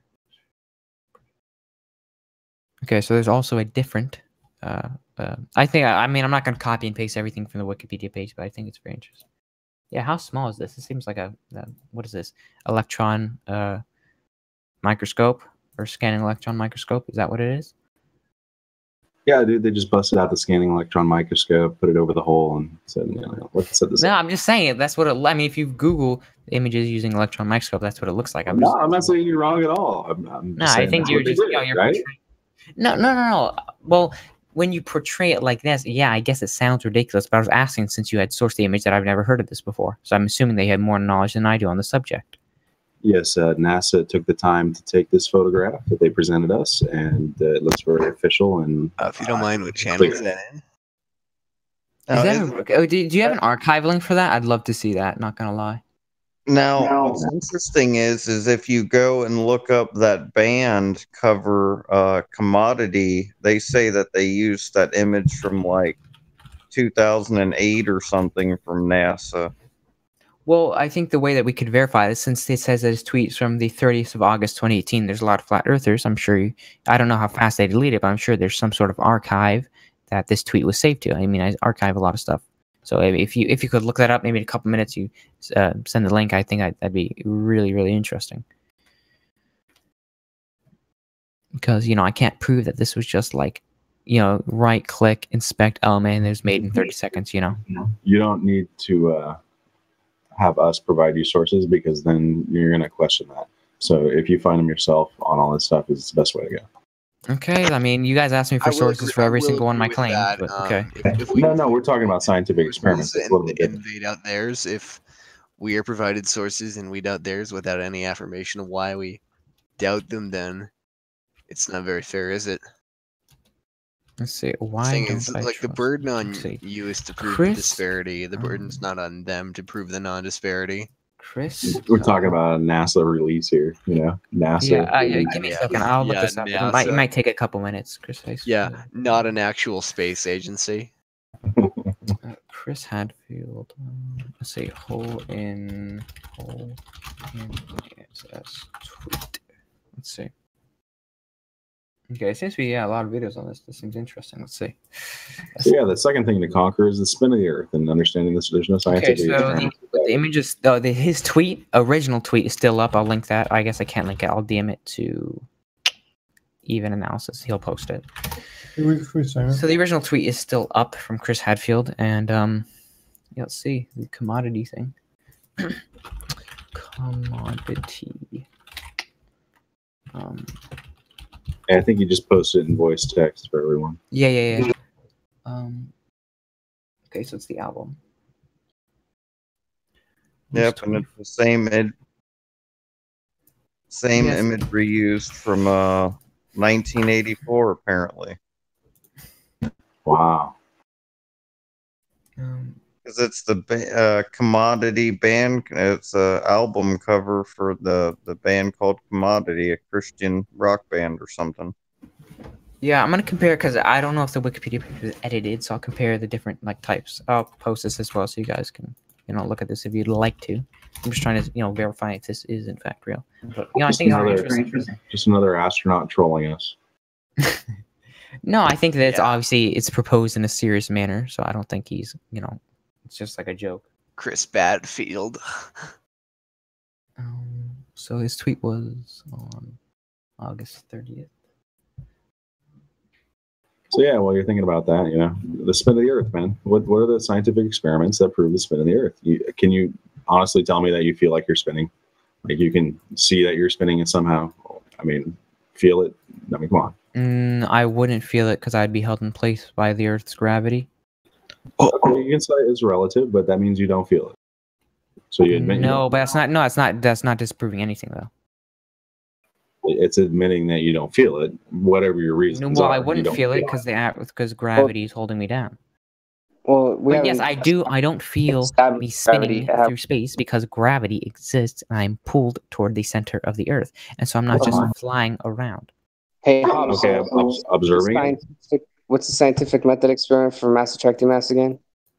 There's no scientific experiment to prove that mass does in fact attract mass, but observations. Let's say we're observing stars or other planets in the universe. What?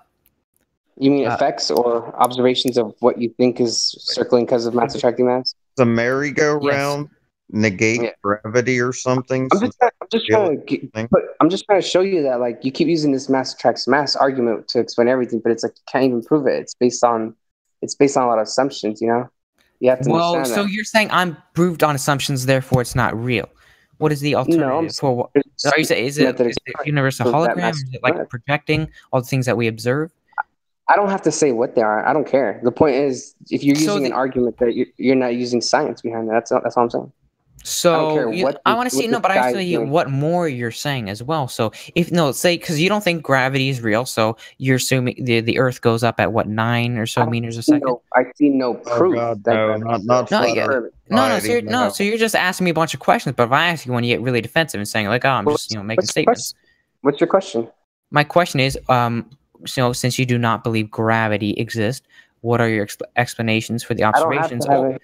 Okay, so okay. When I drop Newton's famous experiment, you drop the apple. What the Earth goes up 9 or so meters a second?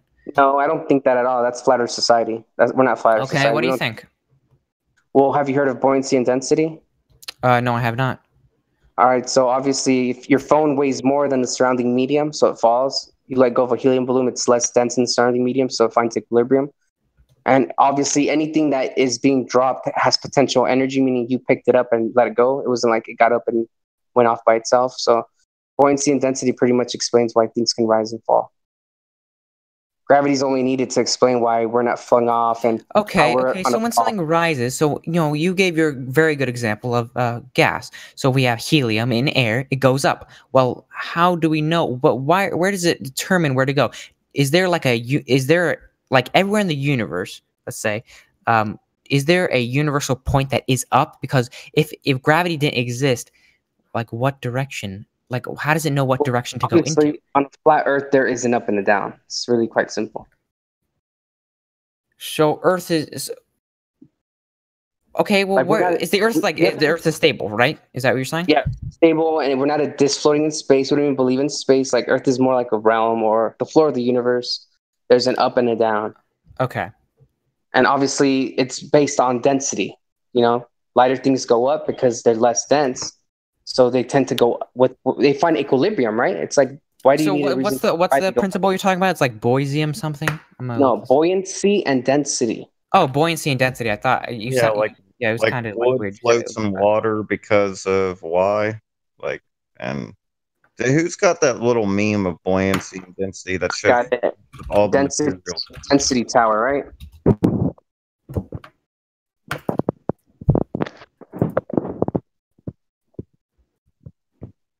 Mike, or you came in. You like that book, Jose? Yeah. Is that what you're talking about? This density tower? No, I'm talking about that Flat Earth Proofs Pocket Edition first chapter. No, I saw it, yeah. But I mean, was this the one you're talking about? The little beacon with all the stuff in it? Yeah, that's a prime example. And also, look at an antvil, like the thing that people like blacksmiths use to make swords and all that shit. We all know how heavy those things are. It'll float in mercury because mercury is more dense than that antvil. Even though the antvil is more heavy. Yeah, they use mercury. It's all about relative density. To dampen skyscrapers, they use this stuff. It's so dense.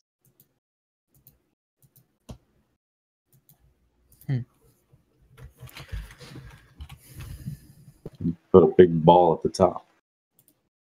Also, since it is, I guess it's not 9/11 anymore. It's 9/12 because I'm in Florida and it's 4:12 a.m. What do you guys think about 9/11? Oh, we'll go into that real quick. But let me just say one more thing about the buoyancy and density. Oh, the buoyancy. Yeah. I was thinking about that. Yeah, real quick. Did you know that even in the globe Earth model, to explain why things rise up, you need that buoyancy and density? Yeah. Yeah. So now think about this. Yeah. So to explain why things rise and fall, even on a globe Earth, you still need buoyancy and density. The only difference is that gravity is only needed if we're living on a spherical object. That explains why centrifugal force doesn't make us fly off. It explains why the waters are held in. It explains why we don't fall off. We're at the bottom. It explains why the gas isn't escaping. Do you understand how everything is based on mass attracting mass, yet is not scientifically verified through any falsification? That's why we're here. That's why flat Earth is here. It's not because, like, here's the thing: flat Earth doesn't have the answers for everything. That's why when you're asking for what makes those things orbit, why are they up there? I mean, they have theories. They think that it's an electro. Have you ever heard of the electric universe theory? No, I haven't. All right, well, you should look into that. It's called the Thunderbolts Project, and pretty much it replaces everything from gravity with like charge and electromagnetic, static, all that stuff. And that could explain. And I'm not saying it's 100% fact, but I mean that's another theory. And to be honest, the electric universe theory has more scientific experiments that they can take to a lab and reproduce than gravity does. Gravity doesn't have anything like that. So it's very possible that we're in an electric universe, kind of like Tesla. Tesla knew a little bit about this shit. He knew a little bit about this. Like I've seen a couple of his quotes where, it relates to kind of like what the electric universe theory is. I have a question for you. Well, this is a simple one. Since you don't believe that gravity exists or whatever, if gravity did exist, what is an experiment that you could think of how we could prove it? Or do you think you can't prove it whatsoever? Well, to be honest, I can't think of one at the moment, but I know people have tried proving it with like the Cavendish. The two lead balls, Henry Cavendish, late 1600s. I forget what. We know there's an electromagnetic force, and we'd have to isolate it from that, as well as any other forces that we are aware of. Well, here's the thing. To be honest, I don't think it can be even tested. Or, like, if it was real, that's the whole beauty of it. Like that. That's why the heliocentric model stands where it is, because it is a force that cannot be falsified. Like, it's such a force that's like, oh, we're on Earth, so our mass is always gonna, be stronger than any experiment we could do on here, so we can't even test on it. Yeah, you can't isolate the two balls in the Cavendish model because it's on the Earth. The only good experiment is you would have to jump on a spaceship, go into the vacuum of space, and do your experiment far away enough from any planet or any other body that can affect the experiment with gravity. That's the beauty of it. Well, no, you don't have to be. You don't have to be that far away. Because if mass attract mass, wouldn't that mean like satellites would eventually be like crashing into each other and stars? This is kind of a stupid statement. I think because they moved. Wait, I just want to say this real quick, and then you could continue with Mossad, whatever. You could continue on with your little statement. The thing is, satellites